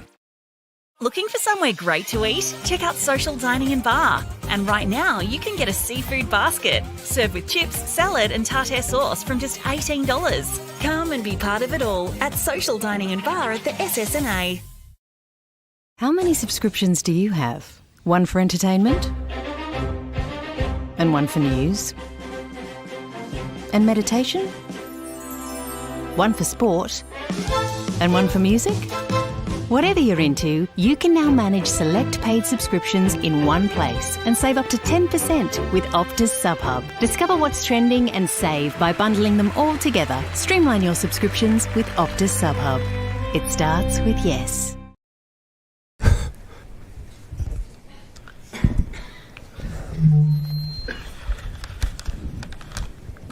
Did someone say KFC? I don't care. I love it. Go where you can live and learn locally. Go where there's industry qualified trainers. Go where students come first. Go for the community. Go for the choice of 120 courses across 11 campuses. Go where there's free TAFE. Go for it with GoTAFE. 0.0% alcohol. This changes everything.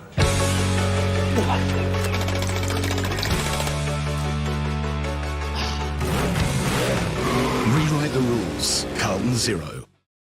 The new Nissan Navara has landed at McRae Nissan with a tougher, more rugged design, Nissan intelligent mobility, advanced off-road capabilities, and a host of on-road refinement. Test drive one today at McRae Nissan. Go to create your future. Go for free support services.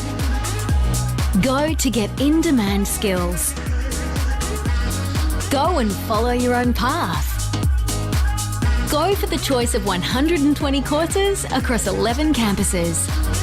Go where there's free TAFE. Go for it with GoTAFE. Hi, I'm Kylie King.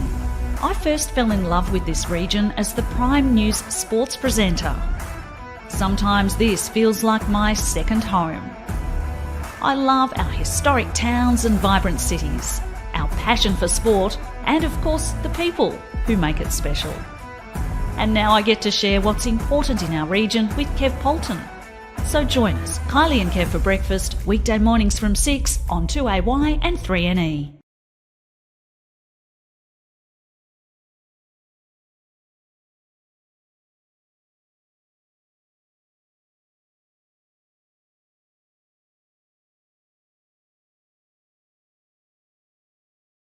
Looking for somewhere great to eat? Check out Social Dining and Bar. And right now, you can get a seafood basket served with chips, salad, and tartare sauce from just $18. Come and be part of it all at Social Dining and Bar at the SSNA.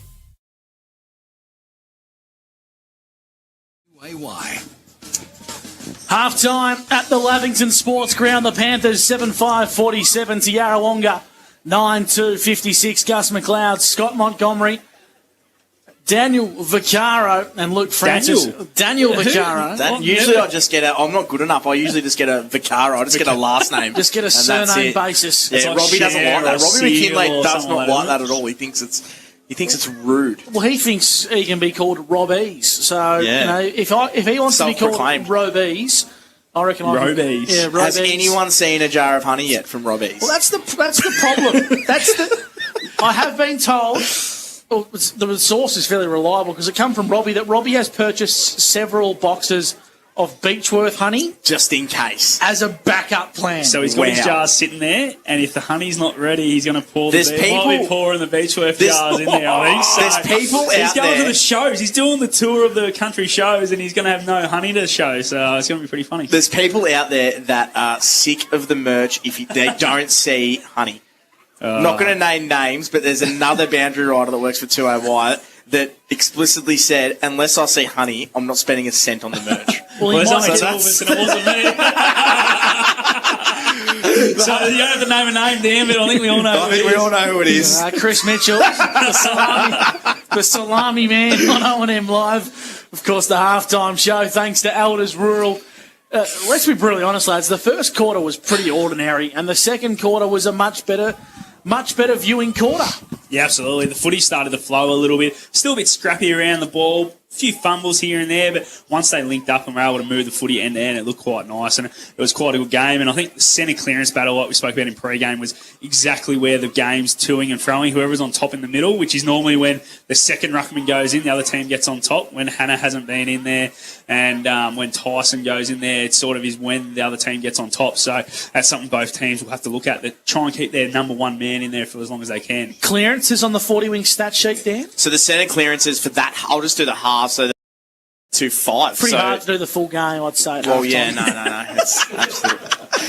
I quit. Freaky's back tonight. Freaky's back. Why isn't Panda doing the commentary today? I miss Panda. But no, look, it's pretty even all around the ground, even in the inside 50 count as well, as we touch on that. 25 in favour of Lavy, ahead of Yarrawonga, which is 23 as well. Any trends from the two quarters that we've noticed on the stat sheet, or has it been fairly even? It's been very even. I'm trying to just look for something that screams out to me in the stat sheet, but it's very just monotone on the stat sheet. That's usually around 10 or 11 touches for everyone else. In terms of individual players, I think Ben Ashley Cooper really shined that quarter. He had 11 touches, which was probably his better game. And young Hopper for Lavington as well was fantastic that quarter.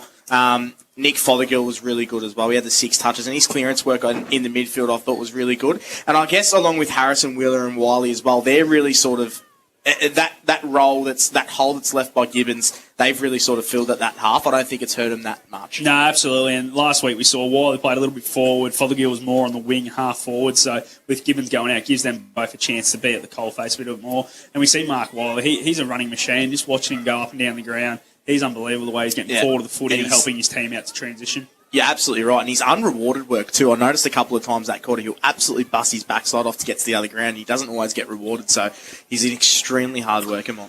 Lockie Howe in the ruck, whenever he's in there, Yarrawonga are getting first use of the footy. Kyle Tyson's doing a serviceable job. I just don't know why Howe wouldn't be playing more minutes. I think they're trying to stretch him forward. That's what it looks like, because they're going forward a lot, the resting ruckman. They're not coming off all that often, so they're trying to stretch him a little bit. And obviously, I think that's why Lee Masters is playing there as well, just to really give him some extra options. But when you got Lee Williams there, you don't need that many tall targets, I wouldn't have thought. Yeah, you're right, Monty. And I want to touch on the other ruckman too in Tyson. He's no slouch either. He had 29 hitouts last week, along with Lockie Howe, had the 40 house. Well, apparently there wasn't, which I really love that stat going into the game. And then the first segment you say there was no ruckman, so that was nice. Liam McVeigh was the ruckman, and but Kyle Tyson's follow-up work is what I'm really impressed with. He tackles hard. He gives his fourth mid. Absolutely. Yeah, and he's not neat about it. He just throws his body around, which is you love to see the ruckman do when they're not doing their tap work. Just throw the body around and make sure that everyone knows that he's there, and the other midfielders know that he's going to have their backs. It's a great point of difference too, because you've got that real ruck work sort of work from Howe, and then you've got that little point of difference from the other ruckman. I think it could be a really good tool. Why not share it around? Half time for Elders Rural, your local Polaris dealers on Shoeback Street in Albury. Gus McLeod, Dan Vaccaro and Scotty Montgomery with you. Monty will go around the grounds for Mr. Stowe's Pool, and there is one game which will have dramatic consequences on, I dare say, the mental health of your week. Absolutely, and the consequences for the finals as well, I reckon, Gussie. With half-time over at Berrily Park, we got Wodonga Raiders leading the Wangaratta Rovers 41-40. So, I'll tell you what, it's going to be a rough day on Monday, and I might have a day off, actually, if that happens. But in the other game as well, down at Norman's Oval, we got probably what we expected. Wangaratta 52, Wodonga 28. So Wangaratta don't normally play two bad ones in a row. So they've got that little bit of a 4-goal break at half time. And around the grounds in the Telangana District Football League, midway through the second quarter, this score has come through. Beechworth 3-5-23 to Chilton 3-2-20. So interesting game there in the TDFL. And just a netball update for Ray White Rural. We've got Albury Tigers playing Wodonga 44-34, Albury's way. That'll be round one, Mont. That's round one. Yeah, no, you're right there, Gus. I was going to say, I'll tell you what. The Tigers aren't playing. Good work by you, though. Just a bang. Straight on round one. It's almost if you do your homework. I reckon he did that earlier, just quietly. Only because I made the same mistake 2 weeks ago. I should have just remembered who was playing in the footy and probably should have known that those were wrong games. But Wangaratta are leading Wodonga 45-30, and Close. the Raiders are leading the Rovers 52-37. And, of course, a 2-goal win to Lavington over Yarrawonga in the A-grade netball today, which was a cracking cracking result, and good to see. I reckon there was at least 150 people up there watching today, which is superb for both clubs, and Yarrawonga are a club that do travel well.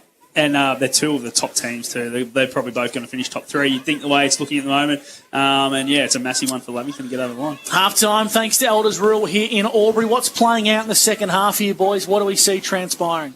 I think if Lavy can keep that pressure up, it's going to be game on right to the end. But if they drop off at all, I think Yarra, we saw in the back end of both the first and the second quarter, once they get their roll on and they're able to transition the footy side to side and end to end, they're really dangerous. And as we keep speaking about Lee Williams, if you get it in his path enough, he's going to kick a bag, isn't he?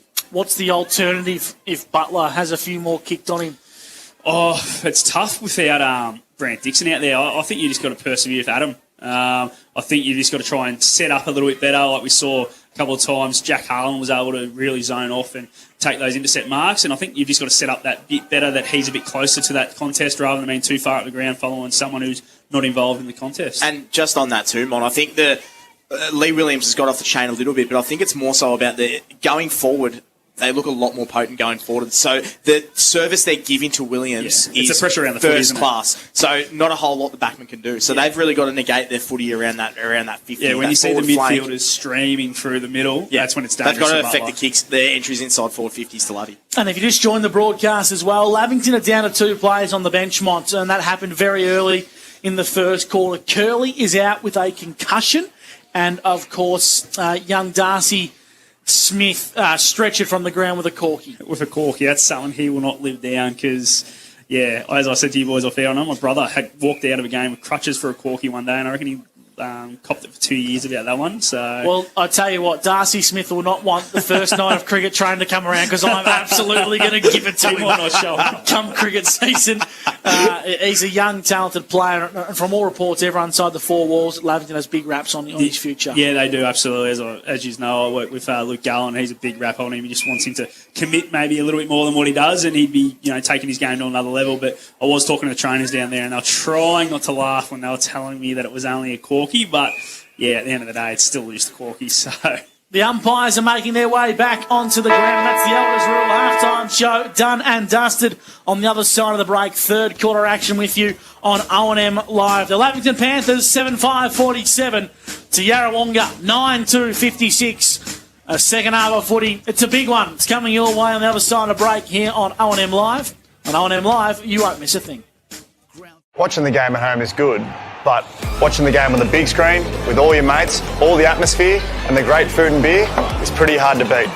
And it's all here at the locker room at the SSNA. Adroit Insurance and Risk, your local insurance advisor, able to tailor insurance programs to support your business. And we're proud to support our local community.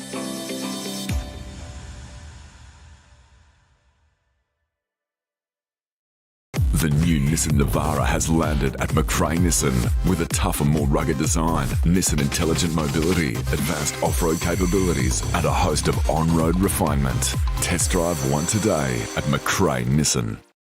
Looking for somewhere great to eat? Check out Social Dining and Bar. And right now, you can get a seafood basket served with chips, salad and tartare sauce from just $18. Come and be part of it all at Social Dining and Bar at the SSNA. How many subscriptions do you have? One for entertainment? And one for news? And meditation? One for sport? And one for music?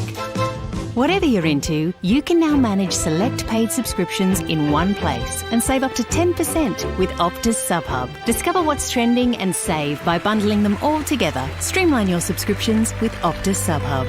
It starts with yes.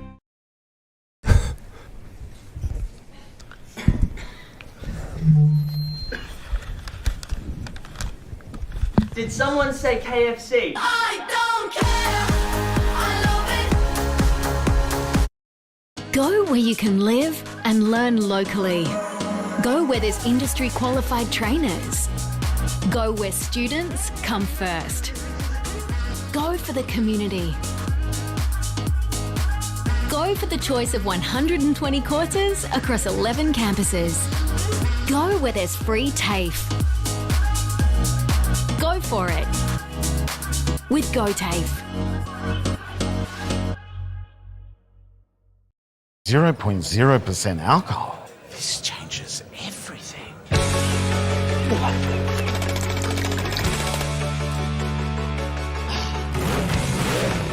Rewrite the rules. Carlton 0.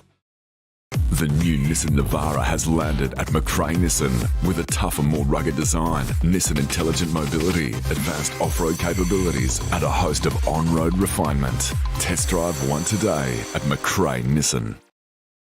Go to create your future. Go for free support services. Go to get in-demand skills.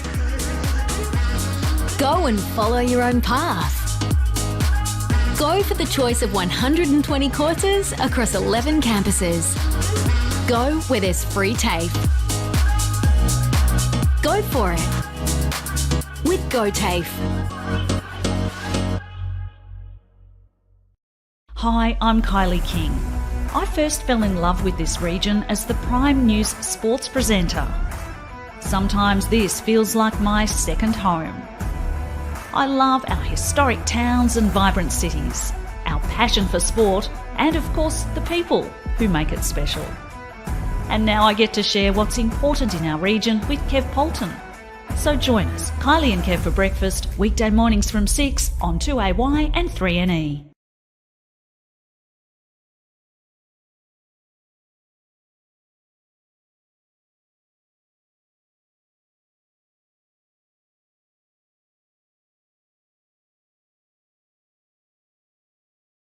Looking for somewhere great to eat? Check out Social Dining and Bar. And right now, you can get a seafood basket, served with chips, salad and tartare sauce from just $18. Come and be part of it all at Social Dining and Bar at the SSNA. On 2AY. Yeah, welcome back everyone to the Lavington Sports Ground on this Saturday afternoon. A 9-point lead. The Pigeons with a small advantage as well. We now hit the second half and the Panthers make their way out onto the ground. The Pigeons warming up again at the scoreboard end. And, well, it's been a tight contest and hopefully it does stay that way for our O&M Live listeners. Or again, if you're watching on the stream, we certainly hope you're enjoying the vision this afternoon. Dan Vaccaro on the 40-wing stats this afternoon. Scotty Montgomery, boundary side for the Newmarket Hotel. And the great man, Puff Daddy, Gus McLeod is here. Captain in Puff. the box here. Puff Daddy. Oh, I reckon I'm going with Puff Daddy, Scotty. What do you reckon? Well, I like it. I'm happy with Puff Daddy, with Puff. Yeah. You blokes want a job next week? Puff Daddy. I bring that one out nearly every week and I still cop it repetitively. Yep. It doesn't scare us, Gussie, let's be honest. No, you blokes aren't going anywhere. Doing a cracking job. Monty, we'll cross to you boundary side for the Newmarket Hotel. You're just walking around the centre wing position. What's the ground conditions like underfoot? It's actually quite soft, boys. It is shifting a little bit underfoot, but it is quite dry. The grass has really dried out before the start of the game, so there's no reason why the skills shouldn't be really good, but you will probably still see some guys slipping over with the shifting underfoot, I reckon. Your man, Locke Howe, what kind of player is he, Gus? He's just been fantastic. He's just a powerhouse around the ground, isn't Despite what I think of him as a player, I think he's the best ruckman in the competition in terms of his work weight around the ground, his foot skills, and his craft in the ruck. But in saying that, I haven't seen much footy of Isaac Muller this year. Isaac Muller says g'day. His numbers have been absolutely superb. I can't comment because I haven't seen enough of him live, but his numbers are unreal. He's had, I think, 489 hit-outs this year, Isaac Muller. And the one in second actually is Lockie Howe, I believe, with about almost 200 less. 489. I must be counting the hit-ups in the warm-up. I don't know what they were counting, but on the O&M stats, it's 400 and something. I think there's two factors involved in that. I think Muller will be rucking 90% of the game. Yeah, and Howe's probably rucking 50. But in saying that, numbers are just one thing. I think Isaac Muller's a terrific footballer, but the use you can tends to go a long way, and I think that's where Howe can take the cake. We had this conversation last week as well. O&M is actually blessed with some great ruckmen as well this year, especially with young Crispy from Myrtleford, who's had a fantastic year.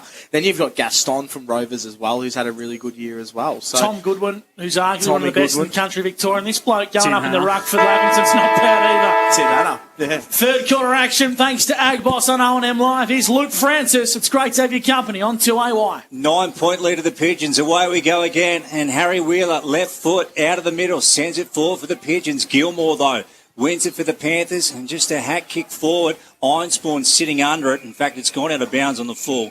So Ironspawn will get the ball back here. So far side, centre wing. And the number 5, Guernsey, and he calls someone to lead forward. Goes with about a 40-metre kick up towards the arc and just outside it. Billy Glanville for the Panthers, got his hands to it. And then Ashley Cooper tried to get it out. Pendergast to Fothergill. Rush kick forward. Bevan going back takes a nice mark. And the Panthers have possession, Gus McLeod. They certainly do. So the Pigeons persisting with Lee Masters as a forward today.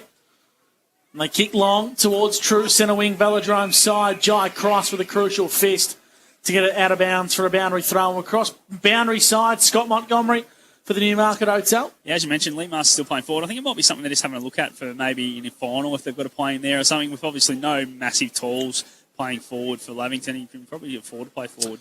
We saw him kick a bag against North Albury a couple of weeks ago, and it's great to have the ability of the good old-fashioned swingman. Not many clubs have him. As the football's in the hands of Logan Morey, wearing the long sleeves, kicks long down the line across the right half forward flank, head over the footy. Was well done there by Glanville. And Lavington kicked poorly long down the line. It's going to come back into play via Logan Morey. And the score remaining the same at the three-quarter or the half-time break, 7-5-47. Yarrawonga, 9-2-56. Yeah, so the Panthers sending the ball over the chalk for the second time in recent moments out on the full. And again, we've got another one out on the full, have we? This has come off a shin. Yeah, off the toe poke as he was trying to pick it up there from Lee Masters, so just straight over out on the So full. he is human.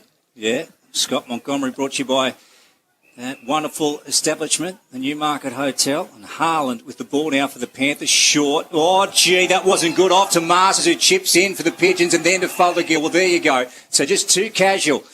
That one in defensive 50 for the Panthers. And, well, Masters just sweating on it, grabbed it, and then chipped it to Fothergill. Scotty?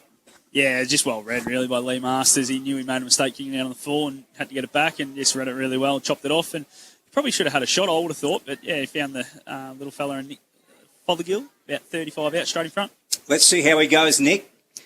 He's with the Sharon to the Hannah Street end. And this would give Yarrawonga a nice little break to start the third term. He's got it, Nick. That is a goal. So a costly turnover to the Panthers in their defensive 50. Nick Fothergill ends up with the ball and he kicks a major gust, and that makes it 2 for him. That it certainly does. Dan Vaccaro on the 40-wing stat sheet. Yeah, Nick Fothergill started the quarter off really, really good, boys. He's had 2 for the game. He's up to 11 touches now. He's been really effective in that inside midfielder with losing Gibbons. Early inside 50 for them and an early centre clearance for Yarrawonga. They've started the quarter off well, boys. Second quarter action on O&M Live is thanks to Ag Boss. The Panthers and the Pigeons doing battle here on O&M Live. Yarrawonga hold a 15-point lead as Wheeler sends the football towards the half-forward flank. Wasn't a pretty mark, but it's worked out okay for Jack Harland. Hit him in the face, and he still managed to hold on to the football. He kicks dangerously in towards the centre. Ironspawn dropped what he should have marked on the edge of the square. Football pinballing around as Hopper gets amongst the action for the Panthers. Will ball the footy up on the edge of the centre square. High risk kick there from Jack Harlan. If it had it turned over, they were away again, Yarra, but if it had to come off, Lavington were also away, so risk versus reward right there. Glanville, kick out of the pack, Driscoll under it. Nice defensive fist from Cross for the Pigeons. Ashley Cooper off to Hargrave, weaving through traffic, right foot, sends it inside forward. Oh, Alba's got spoilt by Holgate. Then Holgate gets in a contest with Cook. They go to ground, and the umpire is going to call for it. Let's go to Dan Vaccaro early in the third term for 40 winks. Yeah, Will Glanville, boys, has started his quarter off like he has the whole game. He's up to 3 touches this quarter, which is 13 for the game on the 40-wing stat sheet. Wheeler goes backwards to go forwards. It's dangerous to Holgate, who's been quiet. Kicks poorly to the left half-back flank for Yarrawonga. They've got their hands on the footy once again. Wheeler comes inboard, kicks nicely to Masters, who presents up the ground and marks the footy at true centre half-back. Switches nicely, links up with Tanner Nineholm, who goes to a one-on-one. Butler and Williams. Williams and Butler. Well done by Adam Butler, and Williams has pulled up sore. He's copped a bit of a knock here, boys, so we'll keep an eye on that one. Ball's at ground level. Clearing kick was okay. Intercepted by Doug Arnold. Comes back inboard. Risky, but rewarding. Logan Morey darts the ice. Centre half forward in position here. Irons Pawn, right foot kick into the pocket, beautifully to Timmy Lawrence. 30 metres out on a 45-degree angle. And it was really well worked for Yarrawonga. It went back in board to open up some space. Yeah, you mentioned Williams, Gussie. Scotty, it looked like he was clutching at his lower back. Yeah, is that what you picked up? Definitely was feeling for that. And Adam Butler started to come off too, boys, who he's playing on. But he's decided to stay out there now, so I'm not sure what's going on there. But yeah, Lee Williams just stretching out now down behind the goals, so hopefully it's nothing too major. So Tim Lawrence, been a solid contributor across the last couple of seasons for Yarrawonga, and this to extend the margin to 21 points. Left foot kick on the way, and it just sneaks in through the big sticks to put Yarrawonga's 11th on the board. They've kicked 11-2 to Lavington 7-5.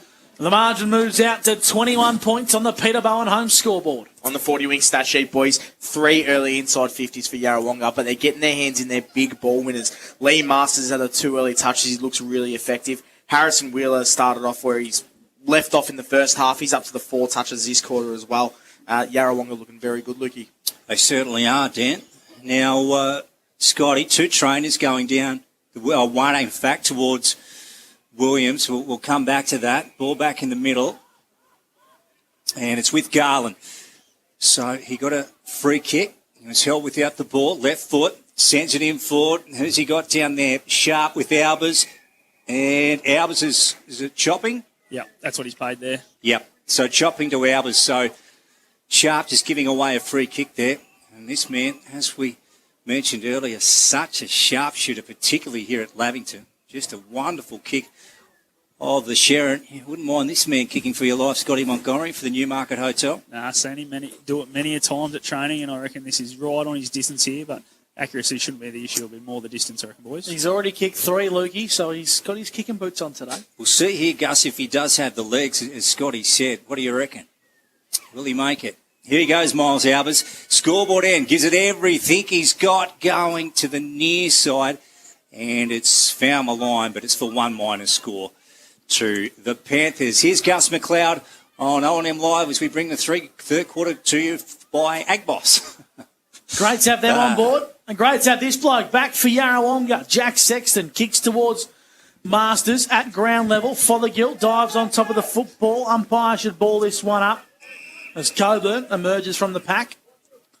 So 7-6-48 Lavington to Yarrawonga 11-2-68 on the Peter Bowen home scoreboard. Free kick for a ruck infringement. It's going to go the way of Lockie Howe against Tim Hanna. So across the left half-back flank for Yarrawonga. Broadcast side calls for Lockie Howe to pump it long, and that's what he does to a big contest. Masters flies and brings it straight into his lap. He's a superb footballer, is Lee Masters. I think Ash Broughton forgot to blow the whistle there because everyone knew it was a mark, except him. Well, that's probably the one thing you got to do as an umpire is blow the whistle. Football comes back out to this wing via Coburn. 80 from home, wants to find a target, and he pops it up. Williams not interested in competing for this one. So flying up uncontested is Hamish Gilmore, and he's done some things in this game, Scott Montgomery for the Newey, which have really impressed me, young Hamish. Yeah, same here, Gussie. I'm very impressed with this young fella. I was talking to Luke Garland about it during the week, and he said he's a kid that will definitely go far because he just attacks the footy and he's got a great attitude towards the game as well. Hennessy just outside the arc at the Hannah Street end, and then goes with a left foot dump kick down the line here. Underneath it was Driscoll. Garland, he's brought down in a tackle. Cook missed it. Urquhart out to Lawrence. Then a high one, I thought, on Harry Wheeler. Oh, he's been brought to ground, and the umpire is happy to take it here. Left of the centre as we go to Dan Vaccaro for 40 wings. What have you got for us, Dan? Even starts of the quarter, boys. Lovey 3 inside 50s to Yarrawonga 4. Harrison Wheeler's had a really good quarter already. He's up to the 4 touches on the 40-wing stat sheet, boys. So it's a 20-point lead to Yarrawonga, and Ash Broughton's found a free kick here. It's going to go the way of Jake O'Brien, who bombs it inside forward 50 towards Albers. Thought Cross manhandled him a little bit there. Ball going towards the boundary line. Well done by Sexton. Happily paddles the football out of bounds for a boundary throw-in 20 metres out from Lavington's goal. 48-68 Yarrawonga lead on the Peter Bowen home scoreboard. And Luke Francis and McRae Motors, the Panthers need to respond here. They certainly do, Gussie. Ball back into play. Big one away. A fist by Driscoll. Sharp picks it up for the Pigeons. He's gone. Yeah, Miles Albert's got him. Brought him to the turf. This ball will come back here to Albers. Sharp thought he had more time than what he did.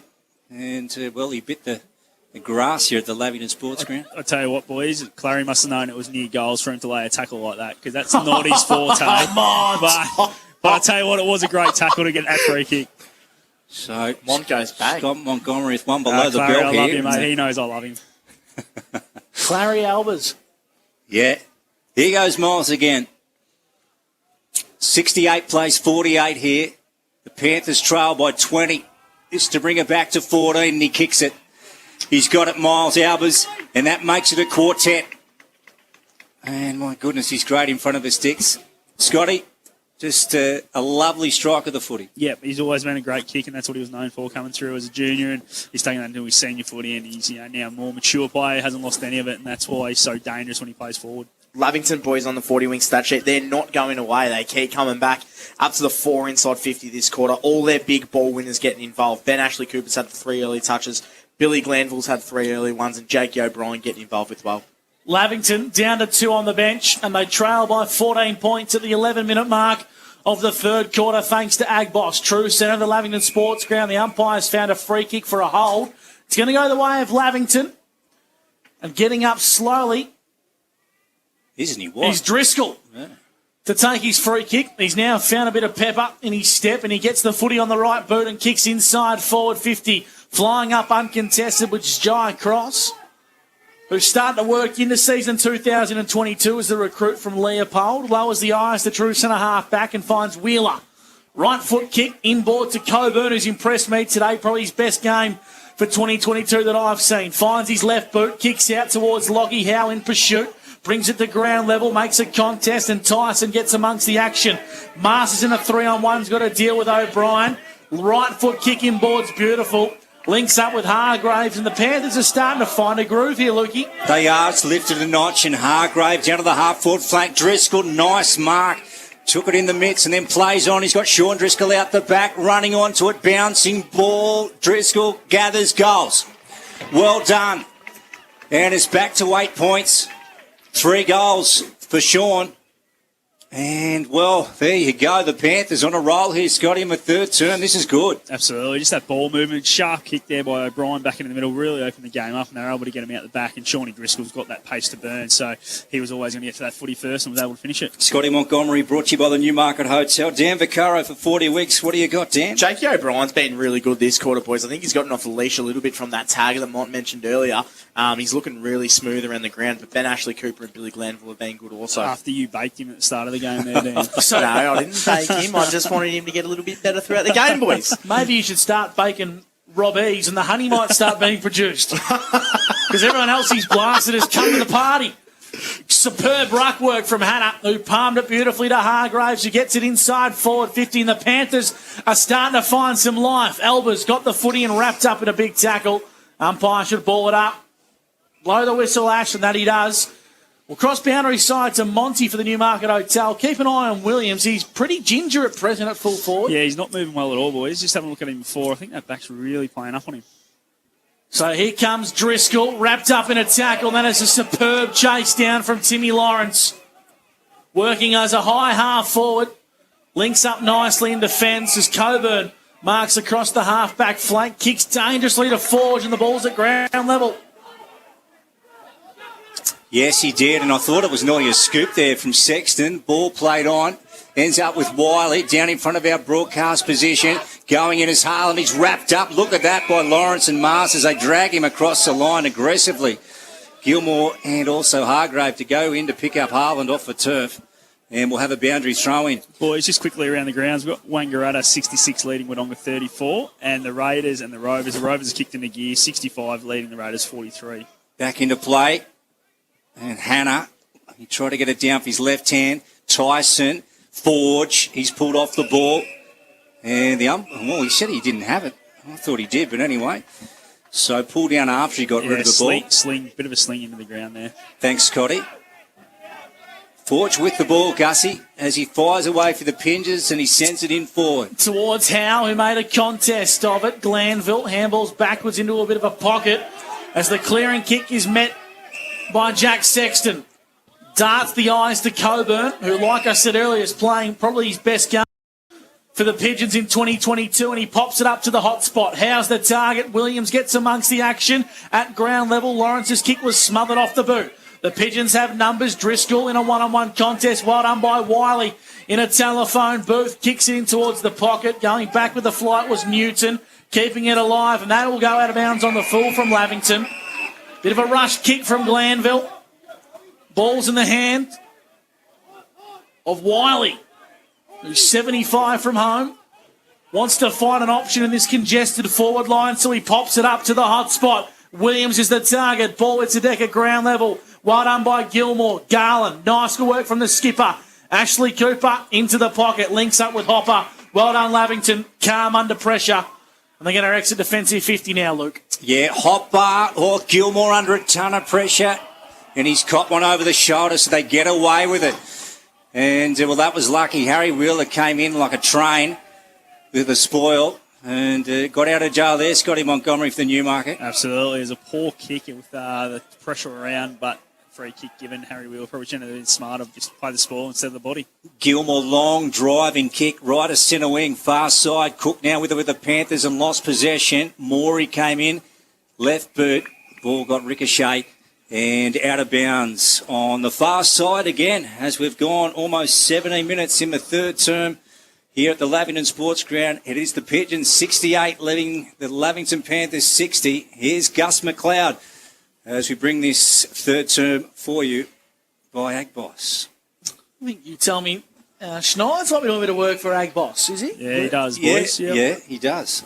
Adam Schneider. So in essence, you could say the third quarter's brought to you by Adam Schneider. I don't think he pays the bills to O&M Live, but we'll give him a shout out. What a contribution he's making to the Lavington Panthers in 2022. Coburn links up nicely and kicks long down the line. Fronfelder at ground level finds his left boot and just paddles it inside forward 50. Coming off his man was Newton. Well done. And he was met heavily by Lawrence, who's playing a really good pressure role today for the Pigeons.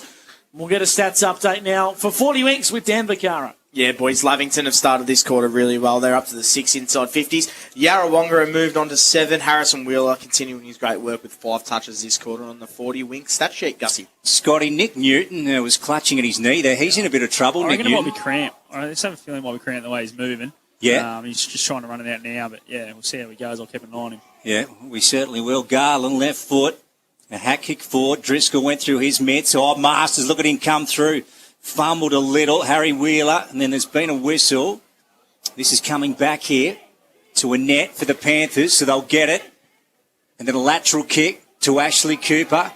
Harlan's running from behind, over the top to Hopper, now on to Harlan. He'll get a chance to fire away a goal on the left foot. Look at that. That is wonderful O&M football. At its best, a Sunjan goal of the day. Absolutely fantastic, Gus McLeod. How about that one? Absolutely superb. It was like you could see it before it happened, Lukey. The run from Harlan and the dish from Hopper was absolutely superb. And Monty, this is what Lavington can do. They stay in the fight.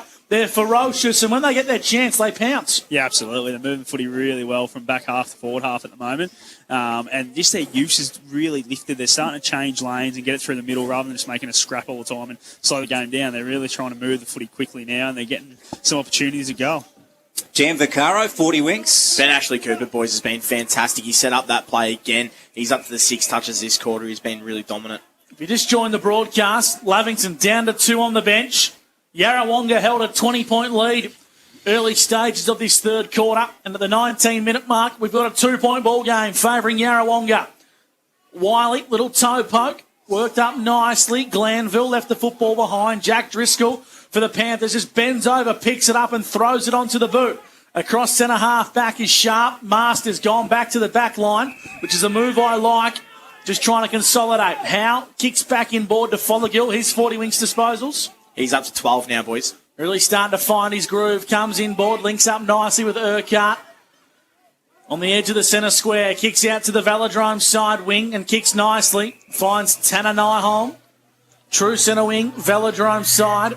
And it's a 2-point lead to Yarrawonga. Nyholm gets called to play on and kicks towards centre half forward. His kick's okay. Bring it to ground level on hands and knees. Got to go back inboard to Howe. Howe towards full forward, and Williams is down, boys, and he doesn't look He to just be. fell over, boys, trying to change direction there, so that back is really playing up on him. He's given him a lot of grief, and he does look to be in a lot of discomfort.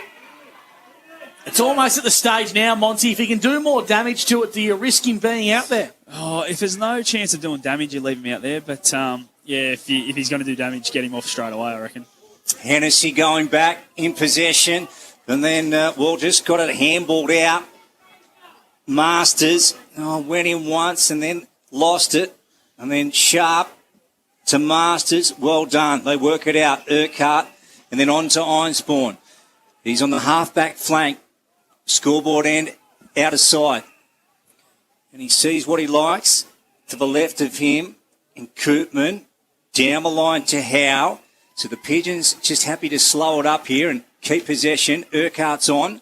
They do this really well, Luke. They play really good defensive footy and force their opposition into making mistakes, and they pounce. It's a blueprint that Schneider's got them playing really well. And Gussie, now they're going to Morey and on to Koopman. So nice footy from the Pigeons as they work it now to centre wing. That they do. Ball's in the hands of Forge, true centre wing broadcast side.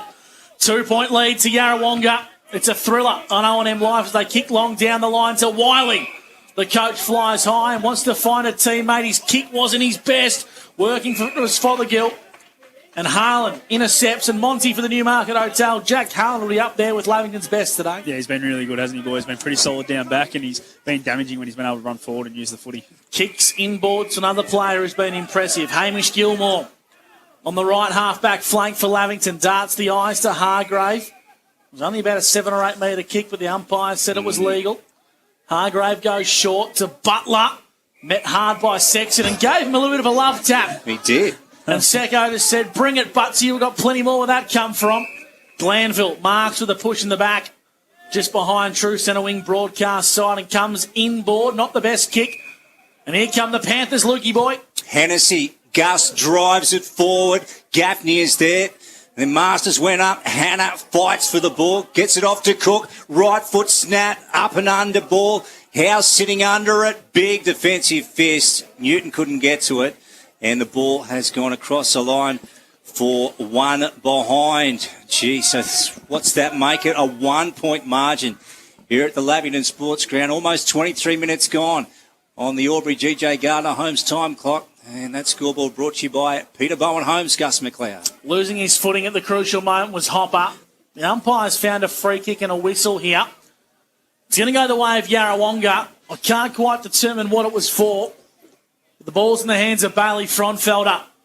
Velodrome wing chips down the line towards the true centre wing position. Flying across was Harlan. Got a fist on it and concedes a boundary throw-in. It's a 1-point lead to Yarrawonga at the 23-minute mark on the third term. So we've got a Dan Vaccaro for 40 Winks. Harrison Wheeler, boys, is continuing his good work. Liam Masters going back to his home, and he's had the 6 touches this quarter. He's been fantastic on the 40-wing stat sheet. Howe's in the ruck. Driscoll won that one. Tapped it towards some teammates. They toe poke it forward to the Lavington Panthers. Driscoll left it behind. Fothergill needs a clean bounce. Doesn't get it as he's met by Curley. Sexton comes towards Wiley. He throws it on the boot. Falls nicely in the hands of Fronfelder. Takes a bounce and he's 60 from home. Chips into the pocket and Lee Williams brought it to ground level. Made a contest. Lawrence handballs backwards to goes forward. Fothergill amongst the action. So is Wiley. Taps out towards Howe. He's going to bend down a long way. There's the big fella. Then he pumps it on the right boot inside 50. And this fell into the lap of Williams. Ever so easy. Howe just bombed it in the air and it fell into his lap. It's brave, this effort from Lee Williams, boys. He's struggling big time. And to make that lead, kick at his feet, and then got back and got onto this high ball back in from Howe. Really brave effort. Yeah, you feel like he's carrying heavy legs now, Scotty, don't you? Clutching at his lower back, as we said earlier on in the quarter, and he marches on. So, of course, they've got the bye next week. And then they take on Myrtleford. So it's a big block of games. But Lee Williams is proving to be courageous as he kicks on goal and kicks his 4th and a much-needed one for the Yarrawonga Pigeons. The margin goes back out to 7 points as we cross boundary side to Monty for the Newey. Yeah, as I said, boys, he's really struggling. As soon as he kicked that footy, he grabbed at his back, but was still good enough to put it through. And you can see there when Yarrawonga's able to get out in space and move the footy freely, they're dangerous because they get one-on-one contests. But when they're slow and the way Lavi's been able to defend them, they're quite easy to turn the footy over because the numbers are behind the footy. Dan, what have you got for us on the 40-wing stat sheet? Yarrawonga look pretty good, Lukey. They're up to 11 inside 50s now. Their ball users have been really handy with Wheeler and Wiley, so they're up to this 5 and 6 touches each as well. That's the voice of Dan Vaccaro, Scott Montgomery with us this afternoon. So too Gus McLeod and Luke Francis as we bring this game to you live from the Lavington Sports Ground. O'Brien, just a rush kick forward, and he's hooked it, and it's gone out of bounds on the near side, scoreboard end. And Yarrawonga have put an extra behind the footy here, boys. Obviously, the last couple of minutes of this quarter, just trying to stop the quarter and kill the quarter so Lavington can't score. The Pigeons lead by 7 points. Ball back into play. Howe just grabbed it out of the ruck. Then the second attempt, left foot. Gilmore's back there, though. Inside the centre square. He doesn't muck around either. He drives it in low. Masters back there. And he takes a defensive mark, Gussie, and they're away on this side, the Pigeons. What I'd like to see potentially from Yarrawonga is to see where, we'll get Monty you to comment this as well, where Symes is at. Brandon Symes played 2 weeks in a row on the Rezzies, because if they can bring him into this side, it'll let Masters play at centre-half back more frequently. Yeah, absolutely. I think he's a big one. And as we see a bit of push and shove going on here at three-quarter time, boys. I think Symes will be a massive inclusion for this side the last 4 or 5 weeks. Not too much in this little scuffle, boys. It'll all peter out fairly quickly. As the siren sounds for three-quarter time, the Lavington Panthers 10-7-67. The Yarrawonga Pigeons incredibly accurate, 12-2-74, and that means a big final term is coming your way on the other side of the break. You're listening to O&M Live on 1494 2AY, and on O&M Live, you won't miss a thing. A.T. Jones. Watching the game at home is good, but watching the game on the big screen with all your mates, all the atmosphere and the great food and beer is pretty hard to beat. And it's all here at the locker room at the SSNA. Adroit Insurance and Risk, your local insurance advisor, able to tailor insurance programs to support your business. And we're proud to support our local community.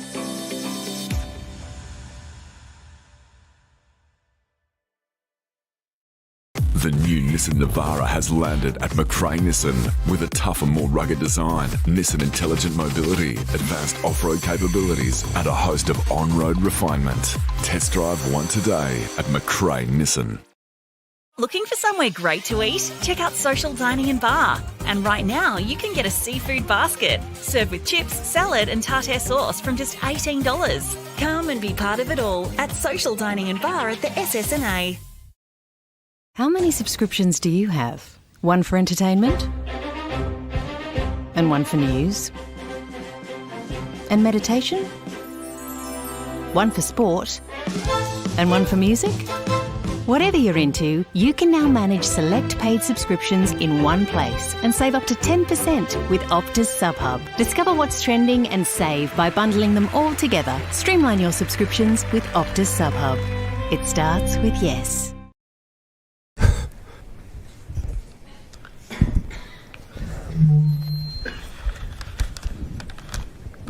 Did someone say KFC? I don't care. I love it. Go where you can live and learn locally. Go where there's industry qualified trainers. Go where students come first. Go for the community. Go for the choice of 120 courses across 11 campuses. Go where there's free TAFE. Go for it with GoTAFE.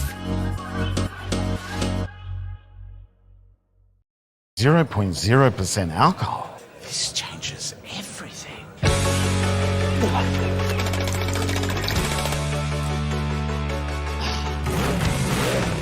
Rewrite the rules. Carlton 0. The new Nissan Navara has landed at McRae Nissan with a tougher, more rugged design, Nissan intelligent mobility, advanced off-road capabilities, and a host of on-road refinement. Test drive one today at McRae Nissan. Go to create your future. Go for free support services. Go to get in-demand skills. Go and follow your own path. Go for the choice of 120 courses across 11 campuses. Go where there's free TAFE.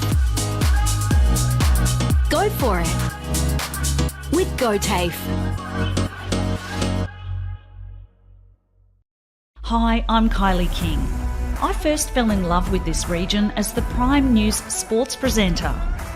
Sometimes this feels like my second home. I love our historic towns and vibrant cities, our passion for sport, and of course the people who make it special. And now I get to share what's important in our region with Kev Polton. So join us, Kylie and Kev for breakfast, weekday mornings from 6 on 2AY and 3NE.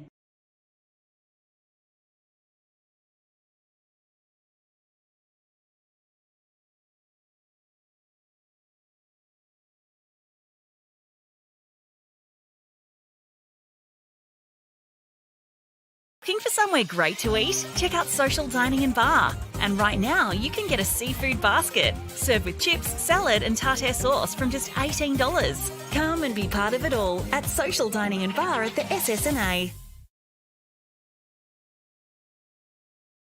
Live on 2AY. Welcome back to the Lavington Sports Ground. Three-quarter time, the Panthers are 10-7-67.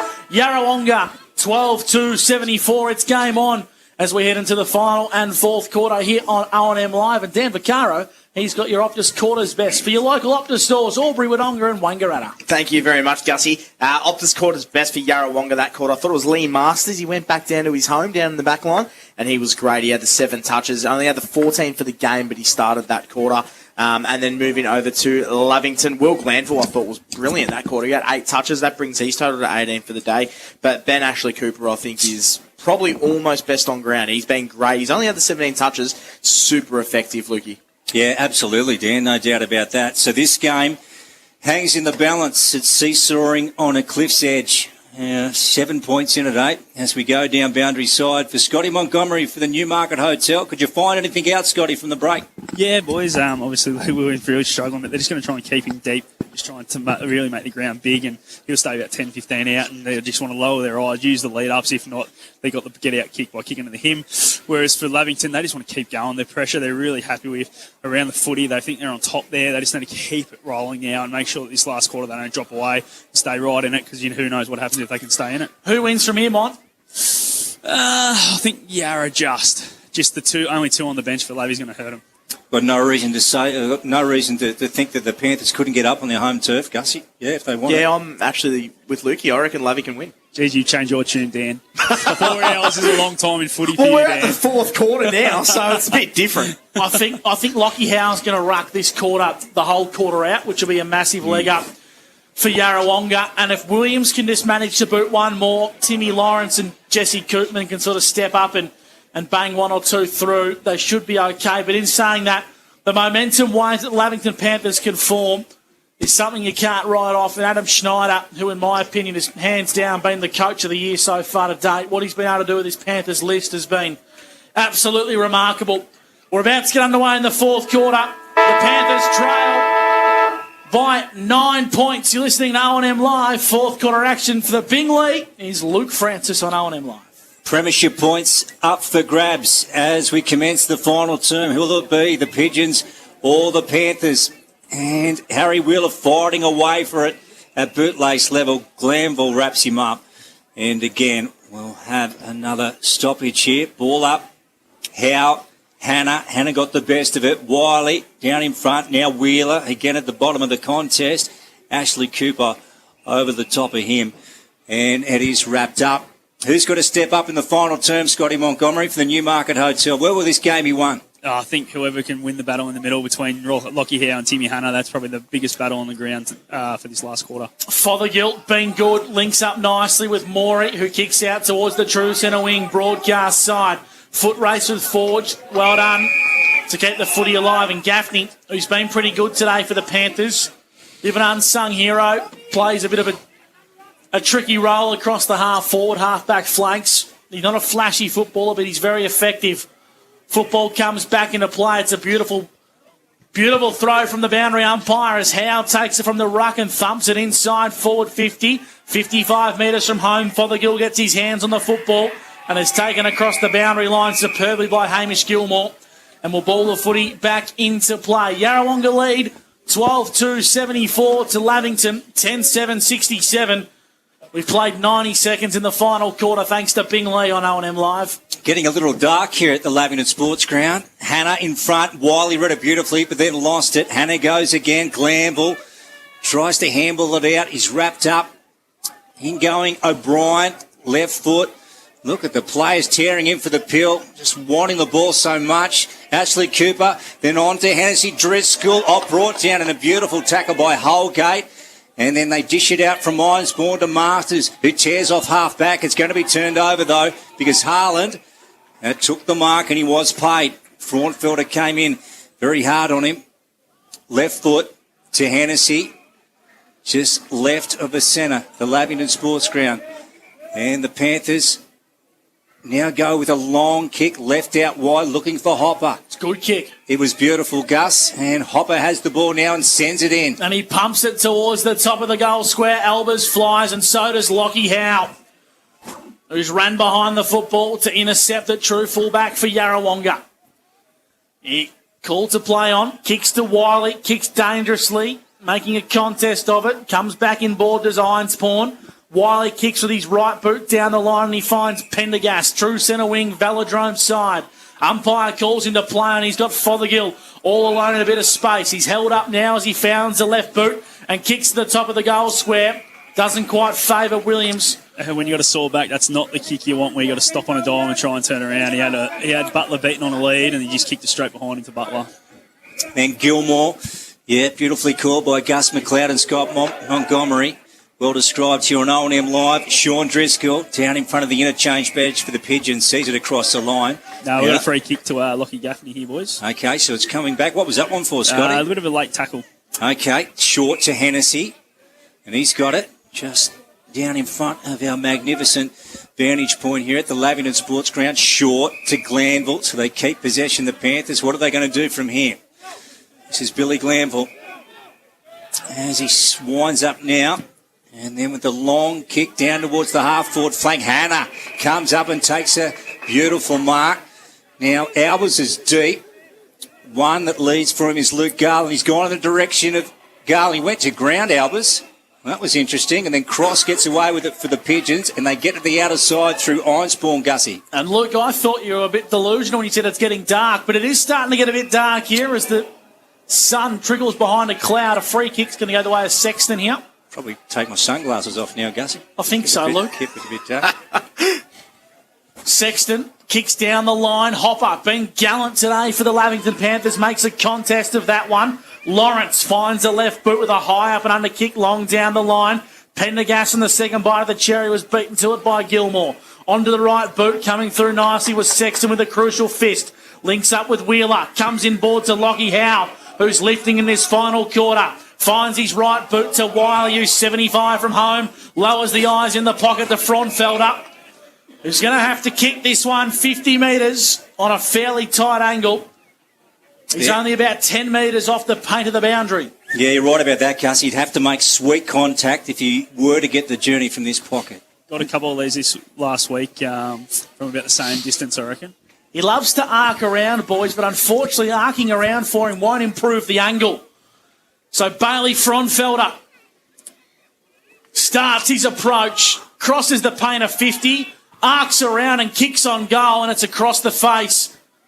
Is the umpire going to pay this a mark, or is it through for a minor score? I thought it had the legs.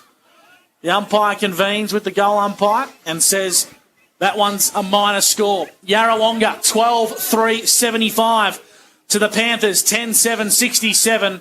We've played 5.5 minutes in the final quarter. Thanks to Bingley. Here's Luke Francis. You're listening to O&M Live. Harlan for the Panthers, who's been good. Have a look at that kick. Didn't he latch onto that coming out of the goal square? And Hopper fought for it. Now Howe goes in. He's brought to ground.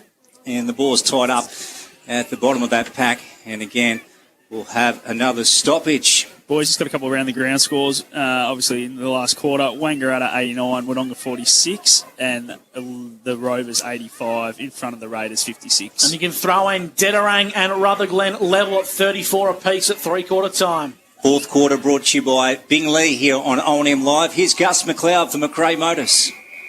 We might even just wait a bit, Lukey, because the umpires are having a bit of a convention here to discuss what this decision's going to be, and it's a free kick. It's paid out on the full. It's going to go the way of Fothergill, who's 60 from home. So not many options presenting. I'd imagine Fothergill will just bang this one to the top of the goal square. Instead, he darts the eyes to Fronfelder in the pocket. Got left alone by Hamish Gilmore. And you can't give this man too much space in the pocket. Bailey Fronfelder arcs around now. Check side kick. It's high. It's up. It's under. And it's through the big sticks. Bailey Fronfelder with a much-needed goal for the Lavington, or for the Yarrawonga Pigeons, I should say. He's kicked two. And the margin goes out to a 3-goal lead for Yarrawonga. Didn't waste any time there, did he? Scotty Montgomery for the Newmarket Hotel just whizzed it around and banged it on the left. No, absolutely, and just that's something young Hamish Gilmore will learn. He'll just can't give those sorts of forwards that sort of space inside 50 because the good players like Nick Fothergill will find him every time. Just doing enough, Yarrawonga on the stat sheet, boys. 3 inside 50s this quarter. Nick Fothergill started well. He's up to the 3 touches, as is Mark Wiley up to the 3 as well. Gussie. Yeah, so we're back out to a 14-point margin. The Pigeons, the visiting team to Lavington this afternoon, are out to a 3-goal break. And then Harry Wheeler gets brought down in the middle by Ashley Cooper. And again, we'll have another ball up. Umpire sends it up. The green man, Fothergill, hurry kick forward, sharp, gets his hands to it, on to Lawrence. And Lawrence has got a man on his outside. Comes back to Fothergill, right boot, high, forward entry here for the Pigeons. Pendergast, the net brought to ground for the Panthers. Is that a sling tackle? He's paid holding the ball, Luke. Yeah, he has, Gussie, and it's going to go back to Koopman. So Koopman, too far to score, finds the right boot now. And in the end, he kicks because it's an open goal square and he's kicked it through. Oh. Jesse Koopman, he was too far to kick it through, but there was no one in the goal square. There wasn't. Jesse Koopman, he's kicked 2, and all of a sudden, it's almost a bit of a brain fart from Lavington, and now they trail by 20 points. Yeah, game went dead there for a moment. Koopman picks it up and says, well, I might just have a shot here, and slams one through. Dan, for 40 weeks, what do you got for it? Very interesting, boys. Was it holding the ball, Lukey? I don't know. Was it a sling tackle holding the ball? I don't know. Monty's probably better suited to answer that one. Very quick onto it. Yeah, I don't think it was there. There you go. Hey, keen to get your thoughts too, Mont. What sort of instructions is Adam Schneider barking out? Because he's very vocal at present. Yeah, I can't hear him in the bench down here, so I'm quite lucky, actually, with the headphones on the bench here, so can't really hear what he's yelling out. Yeah, the margin back out to 20 points now, so the Pigeons have got a nice little break here in the final term as we get to almost the 10-minute mark. Just in saying that, Luke, we saw patches through this game where Lavington can kick 3 or 4 goals in a matter of minutes, so don't rule them out just yet. Absolutely. O'Brien goes to ground, and that was Sexton. Ends up with Gaffney. Over the top, Garland. Driscoll goes in. Oh, pressure's fantastic from both teams. As the prize here is the premiership points in the O&M. Round 11 of 18 action. Here's Gus McLeod for McRae Motors. It's a 20-point lead to Yarrawonga. Give that one to Tim Hanna. The non-officiating umpires found a free kick. It's going to favour Lavington. Luke Garland, I think, boys. It will be Garland. Captain Grumpy, as Scott Montgomery dubbed him, but I've never seen him without a smile on his face, to tell you the very truth. grumpy is lately, just quietly. I reckon he's a superstar. He bangs it on the left boot, inside forward 50. Dangerous kick. Opportunistic was Myers Albers in a 2-on-1 contest. Lee Masters has been superb since he's been thrown behind the footy. And Yarrawonga paddle it through for a minor score, but has the umpire paid a free kick here? He has, yeah. Myles Albers ran into the back there, so probably Sexton. So he's been grumpy. We'll get Monty to elaborate on that one as Masters clears defensive lines. Wiley went through his mitts, and the ball has gone out of bounds. Sorry, Scotty, what did you have to say? I was just going to say, he's a new dad. Sleep's probably not quite there where it should be, so his mood changes quite often at work. So, but very good fella, just a bit grumpy at times. Unaware he had a bub. Congratulations, Garland. Little Bronte. Bronte. That's a Super name. Ball back into the contest. Ground level. Garland, left foot, rolling. Hennessy came out, ricocheted off his shin. Then Coburn knew he caught one high. Hennessy goes in. Ball at ground level. Look at them fighting away. And, Hargrave had a crack at it. And then it's wrapped up with Tyson. And again, we'll have another contest. What do we had on the 40-wing stat sheet? How are the inside 50s looking, Dan Vaccaro, this quarter? So the inside 50 count, Lukey, is 3-2-3. So Lavy, you're up for the fight. They've just got to convert it on the scoreboard, Lukey. Garland kicked it with his bum on the ground. It was pretty impressive, to tell you the truth. But Yarrawonga have numbers with Coburn as they clear defensive 50. True centre wing, Velodrome's side. Pendergast links up with Koopman and gets it on the right boot, but intercepting nicely is Nick Newton across the back line. For Lavington, his kick was poor. He made Garland work incredibly hard for it, but Captain Grumpy is up to the challenge. Socket off the ground, but it was kicking in danger because Nick Fothergill had his hands on the football. That one's going to go against Harland. So Fothergill will get the footy on the edge of the centre circle. Waiting for an option to present. Umpire calls him to play on, so he switches the football to Braden Coburn.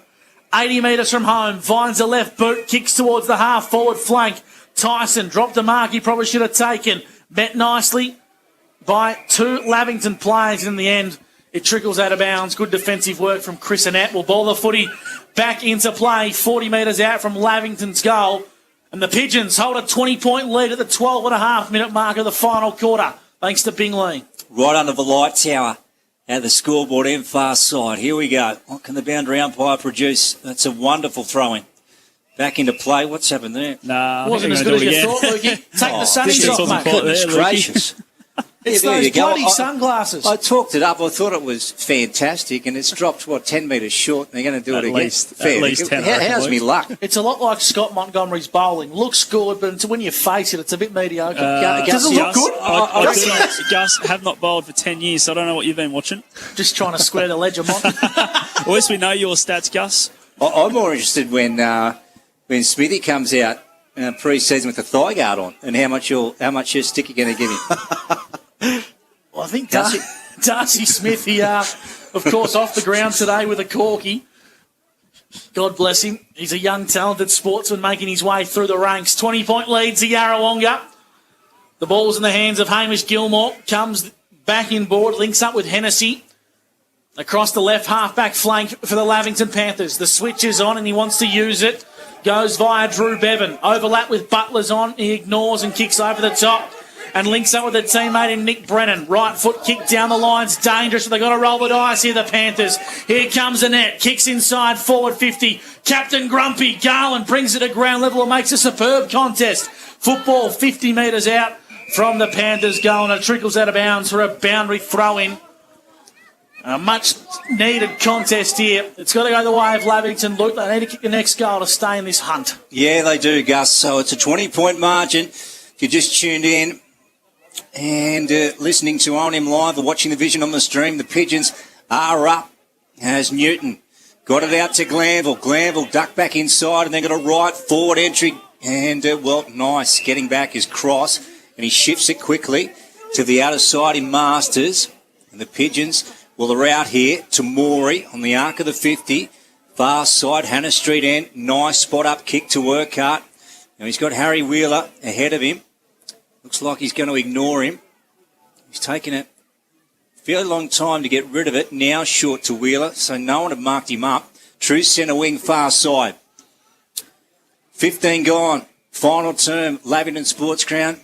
And this last quarter brought to you by Bingley is Gussie McLeod of the McRae Motors. Urquhart to Coburn. Looks like Yarrawonga want to take the sting out of the game, Mont. Yeah, and it's smart play, 15 minutes gone, only 10 minutes to go. Just try and soak it up as much as you can while you're moving the footy forward. So they kick long down the line. Kyle Tyson has marks, 55 from home. Tied up on the boundary line, so he pumps it into the hot spot. Sitting in the hole is Driscoll. Jack marks unimposed. Kicks out, finds a teammate in O'Brien. Taps the footy on the ground. Handballs over the top, and the Panthers need to go coast to coast as the kick goes down the line, trying to find Ashley Cooper. He can't quite keep it alive. Out of bounds for a boundary throw-in. 20-point lead, favouring the Pigeons. 14-3, 87 to Lavington, 10-7, 67 as we tick over the 16-minute mark in the final quarter on the Albury GJ Gardner Homes time clock. There's some tired footy players out there now, Scotty Montgomery for the Newmarket. Yeah, Hamish Gilmore's coming off. He's absolutely cooked, boys. So has been a very fierce game out there. Yeah, that's it. So you want to be the team in front, that is for sure, because the Lavington Panthers are running low on juice, and it's going to be hard from here. So 20-point margin at the moment, almost gone 16.5.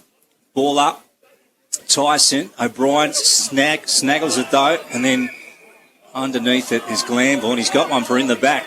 So the Panthers have got to make something out of this run here. On to Nick Newton. So they concede a little ground. Oh, he's missed a net in the middle. This is trouble because Urquhart goes on to Fraunfelder. So the Pigeons, what can they link up and do from here? On to Williams. And well, if Williams can kick this, he can almost ice the game, I reckon. Gee, he looks sore, Lukey. And this is that kick that normally tests his range. He's beautiful from about 45 metres, and this will be right on his distance, I reckon. And speaking of ice, Gussie, you take him off, don't you, no matter what he does after this kick? Do you, Scotty? I think so. I would. Yep. Here he goes. Lee Williams, star of the competition, this guy. Just an absolute ripping footballer. And he latches onto that. Look at that. That is beautiful. That is a wonderful kick. That's a handful. That's 5 for Lee Williams, and he's now coming to the bench, and that's where he'll stay, I reckon, for the rest of the day. Scotty Montgomery for the Newmarket. As you can see, boys, he's barely getting to the bench too. He's barely in a trot here, so it's a great effort for him to stay out there for probably 2 and a bit quarters with that back injury. Monty, can I make a call, and you're probably much better suited to answer this than I am. Is he the best full forward we've seen in the comp since Favola and Mellington? Yeah, I would have said since Mellington, yeah, because obviously he was around for a bit longer than Fev, but yeah, probably the best since those boys. I was actually talking to someone yesterday about it and mentioned Melso. He's probably the best since Melso, so yeah, absolutely. And what's even more remarkable is Williams was doing this stuff on football grounds the size of Norriel Park in Melbourne. He was absolutely dominating, and he's bringing that form to the SS&A.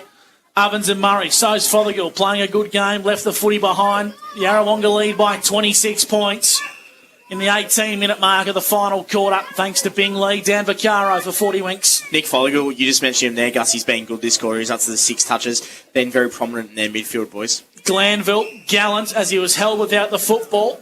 Just behind the true centre position, he plays on and takes some yardage. Right foot kick inside forward 50. Well done by Cross. Intercepts nicely. Comes out towards Ironspawn. And Ironspawn marks, but he's well held up by Miles Alibers. Right of centre wing, just adjacent to our broadcast position. And Ironspawn sends a dump kick down the line. And flying high was Lawrence with the fist. Missed it. Koopman going back. Nick Newton after him. Taps nice to Fothergill. Then Fraunfelder. Did he get it in time? He did. So he just holds it before hitting the ground. 93 plays 67 on the Border Carpet scoreboard.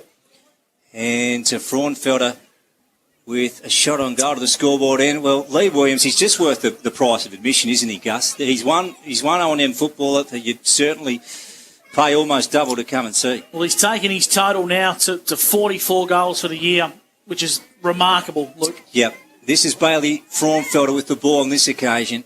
Left foot and misses to the near side. In fact, it's gone out on the full. Scotty Montgomery. Yeah, not normally what you'd expect from Bailey. He kicks them from everywhere normally, but just obviously tired legs late in this last quarter, just pushing it a little bit too far to the left. Well, if he went for his traditional run-up where he sort of arcs about 5 metres to the left, he would have run out of bounds, Mon. Yeah, it's very true. He might have ended up on the brick sides, I reckon. So anyway, he's going to be able to get it again. That he certainly is. Intercepts, favourable bounce towards Wheeler. Picks it up, read it like a book and banged it through. Game, set and match. Yarrawonga Pigeons 16-3 to Lavington 10-7. They've kicked away here, and the remarkable stat is the Yarrawonga Pigeons have only kicked 3 behinds today. How incredibly accurate they have been on the Bing Lee scoreboard. 16-3-99 to Lavington 10-7. 67, and I think all class has to go and all applauds to Lavington. Monty, I reckon if they've got a full bench, they probably send this game a little bit deeper than what it's gone. Yeah, absolutely. Their legs are just really starting to die off now, and you can see this with the Yarrawonga midfield just still rotating pretty heavily, and they're getting on top big time because of the fact that, yeah, Lavy's got no bench. So 99 plays 67. The Pigeons will come away with the win here at the Lavington Sports Ground today. Lawrence sends it forward again. And Howe just balked under. It's fallen over the back to Koopman. So he read it well. And he'll have a shot, Koopman, from about 25 out directly in front of the scoreboard end. And it is a regulation kick for an O&M first grader. There's no doubt about that. He should send it through, I reckon, Gussie. How good is it to have Jesse Koopman back in this senior side? He's played a lot of really good footy, but been riddled with injuries across the last 3 seasons, and it's great to have him back in the lineup for the Pigeons. This will make a double for Jesse as he spins to Sharon, straightens up. Well done. Well done, Jesse Koopman. So that's 3, in fact. So he picks up a treble. Well done to him. And, the Pigeons will come away with the premiership points today. Dan Vaccaro, what have we got on the 40 winks now, mate? Yeah, you're absolutely right, Lukey. Real professional sort of finish by Yarrawonga. Really dominated this last quarter. 8 inside 50s. Nick Fothergill, 7 touches, been brilliant. Lee Masters down the back line. He's had the 4 touches. He's been real prominent down there. Harrison Wheeler has been very solid as well, along with Mark Wiley. They've all played their part, Lukey.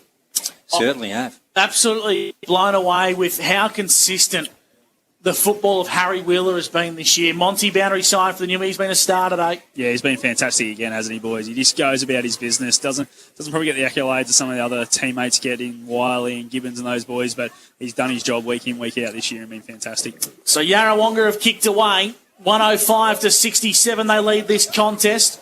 Working hard is Gilmore. Sells a bit of candy, gets taken in a tackle by Ironspawn. Gets the handball to Garland as he goes inside forward 50, making a good contest was Driscoll. Happy to take this one towards the boundary line. He's Matty Holgate and will ball the footy back into play. 10-7-67, the Lavington Panthers to Yarrawonga, 17-3, 105 at the 23-minute mark of the final quarter. Thanks to Bingley. Looking forward to Scotty Montgomery's anytime fitness player of the day. That'll be interesting. And Coburn weaving off half-back for the Pigeons. Left foot sends it down towards Locke. Howe punched away beautifully by the Panthers defence. Koopman then inboard to Urquhart. He's in a bit of trouble. Got it on to Pendergast though. That was nice. And then Masters runs on from behind. Thumps it inside forward. 50 for the Pigeons. Fraunfeld over the back. 2 Panthers collided. Forge out the back. Fumbled.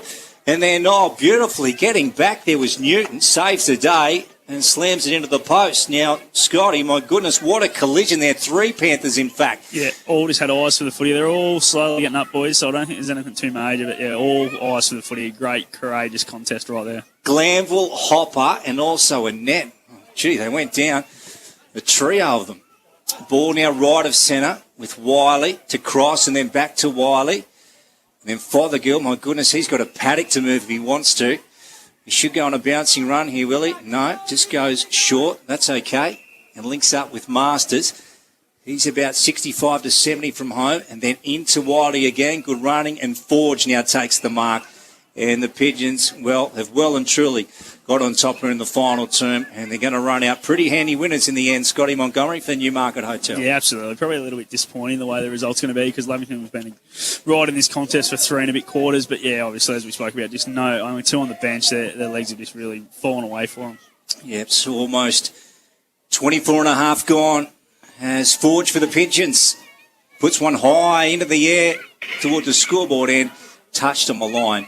And it's gone through for 1 behind. How do the inside 50s looking now? Dan, what did we end up with in this quarter? Yeah, so, Lavy, look, they've had 7 inside 50s this quarter. Their inside 50 count's actually been okay today. I think it's more so their quality going in. But Yarrawonga have been really good with 10 this quarter. Harlan driving kick from the fullback position for the Panthers. And Gilmore, Wiley again. He's done some running this game today. And then Pigeons boys want deliberate on Luke Garland. It's not going to happen. Left to centre wing. And, it's getting dark here now. Boys, isn't it? Very, very. Yeah, it's coming over. Very dim. Nearly time to put the lights on, I reckon. It doesn't look like we're going to get it. Surprised they're not on yet, Lukey. Yeah, might have to send some miners hats out for the players. Hannah. And then Tyson went in. Hannah again. Did well then. To win the Sharon. Sexton, Morey came in. And then Gilmore, right foot forward. Driscoll bouncing over the top of his head. Cross, fighting for it. Just got his hand to it. Sean Driscoll goes short to Miles Albers over his head.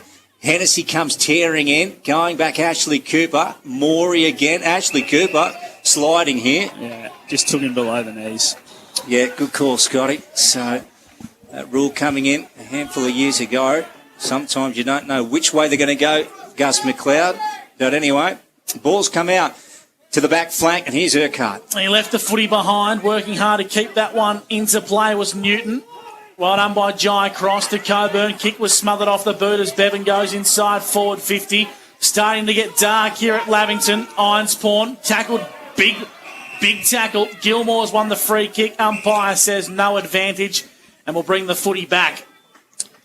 So he's playing a good game of football. It's Drew Bevan. Drew Bevan, I should say. He'll go back and have a set shot. I thought Gilmore was a little bit opportunistic there to potentially run away with the football and try and kick a snag, but we'll bring the football back. And Lavington, they just look depleted now, don't they? They've run this game out with limited numbers on the bench, and they've certainly been gallant. Gallant in a game of footy, which the scoreboard probably won't read that way. It's a 40-point lead to Yarrawonga. At the 27-minute mark of the final quarter, Bevan darts the eyes back inboard. Not his best kick. Braden Coburn, been one of the best for Yarrawonga today.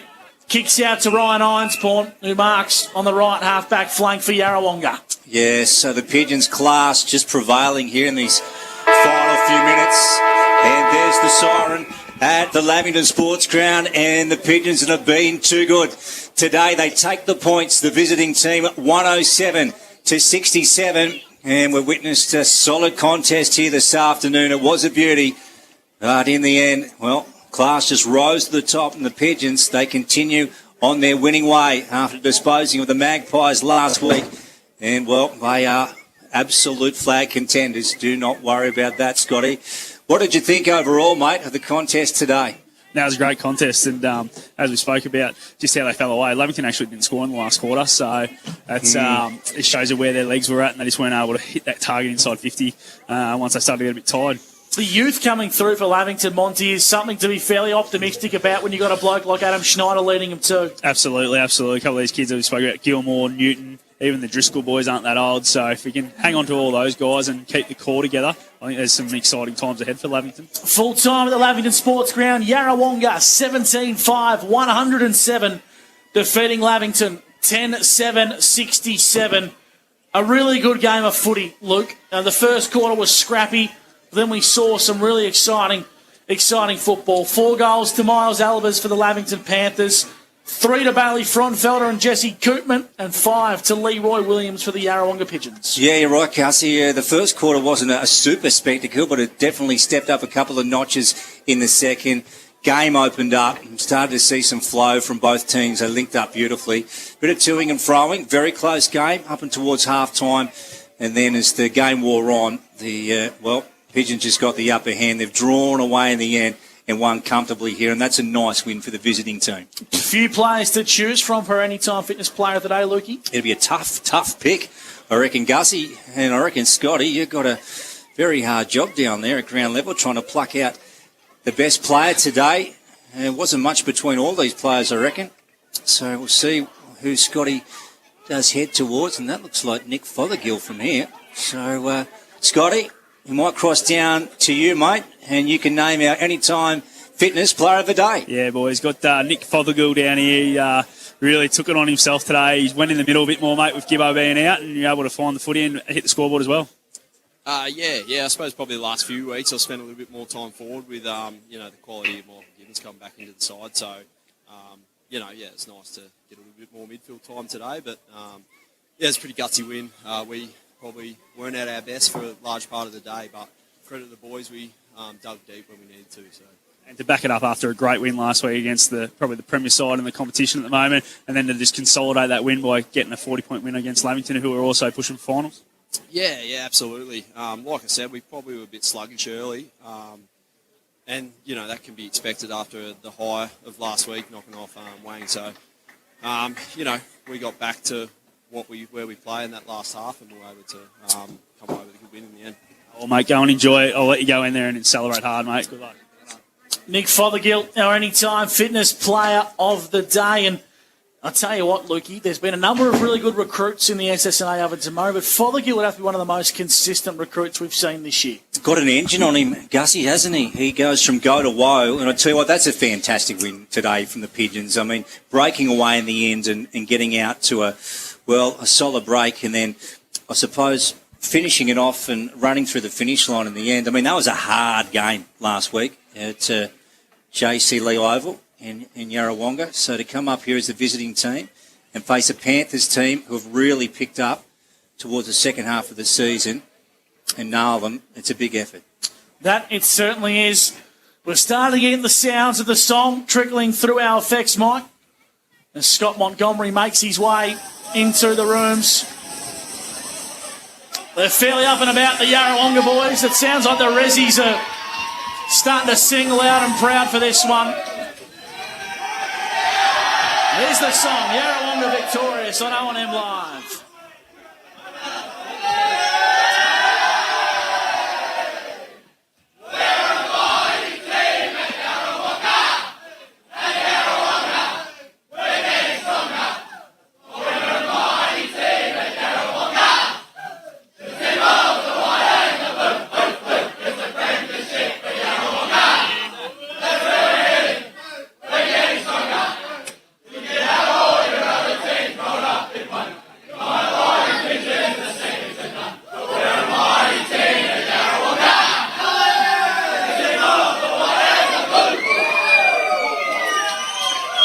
So the Yarrawonga Pigeons victorious on O&M Live, running away with a 40-point win. We'll take a break and bring you the drive home on the other side of the break.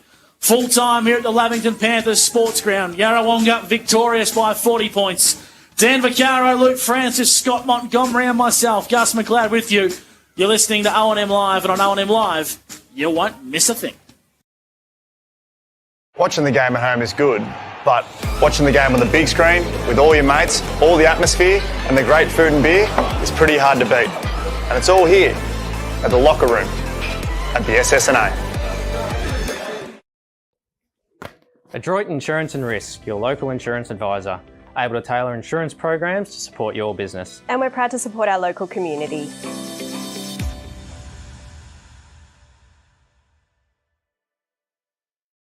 The new Nissan Navara has landed at McRae Nissan with a tougher, more rugged design, Nissan intelligent mobility, advanced off-road capabilities, and a host of on-road refinement. Test drive one today at McRae Nissan. Looking for somewhere great to eat? Check out Social Dining and Bar. And right now, you can get a seafood basket served with chips, salad and tartare sauce from just $18. Come and be part of it all at Social Dining and Bar at the SSNA.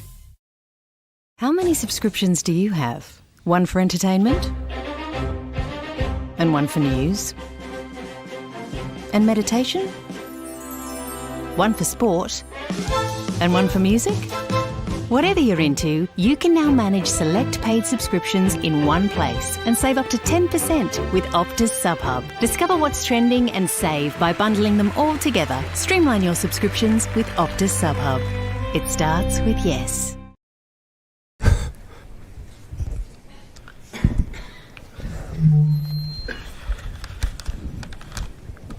Did someone say KFC? I don't care. I love it. Go where you can live and learn locally. Go where there's industry qualified trainers. Go where students come first. Go for the community. Go for the choice of 120 courses across 11 campuses. Go where there's free TAFE. Go for it with GoTAFE. 0.0% alcohol. This changes everything.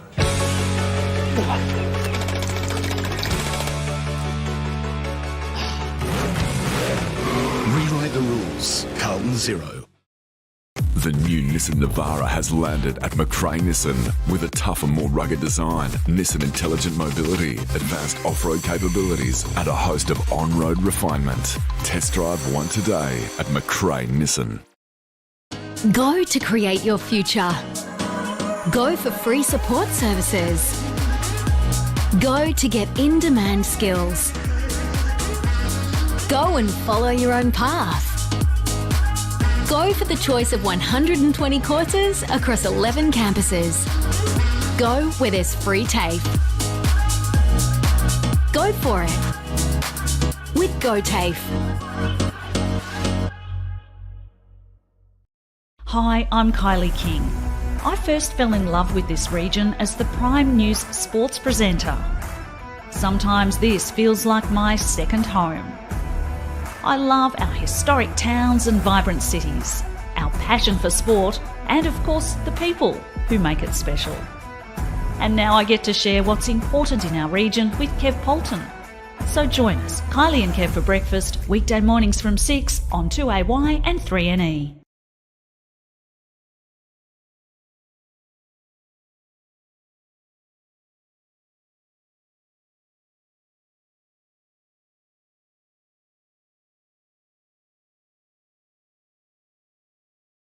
Looking for somewhere great to eat? Check out Social Dining and Bar. And right now, you can get a seafood basket, served with chips, salad and tartare sauce from just $18. Come and be part of it all at Social Dining and Bar at the SSNA.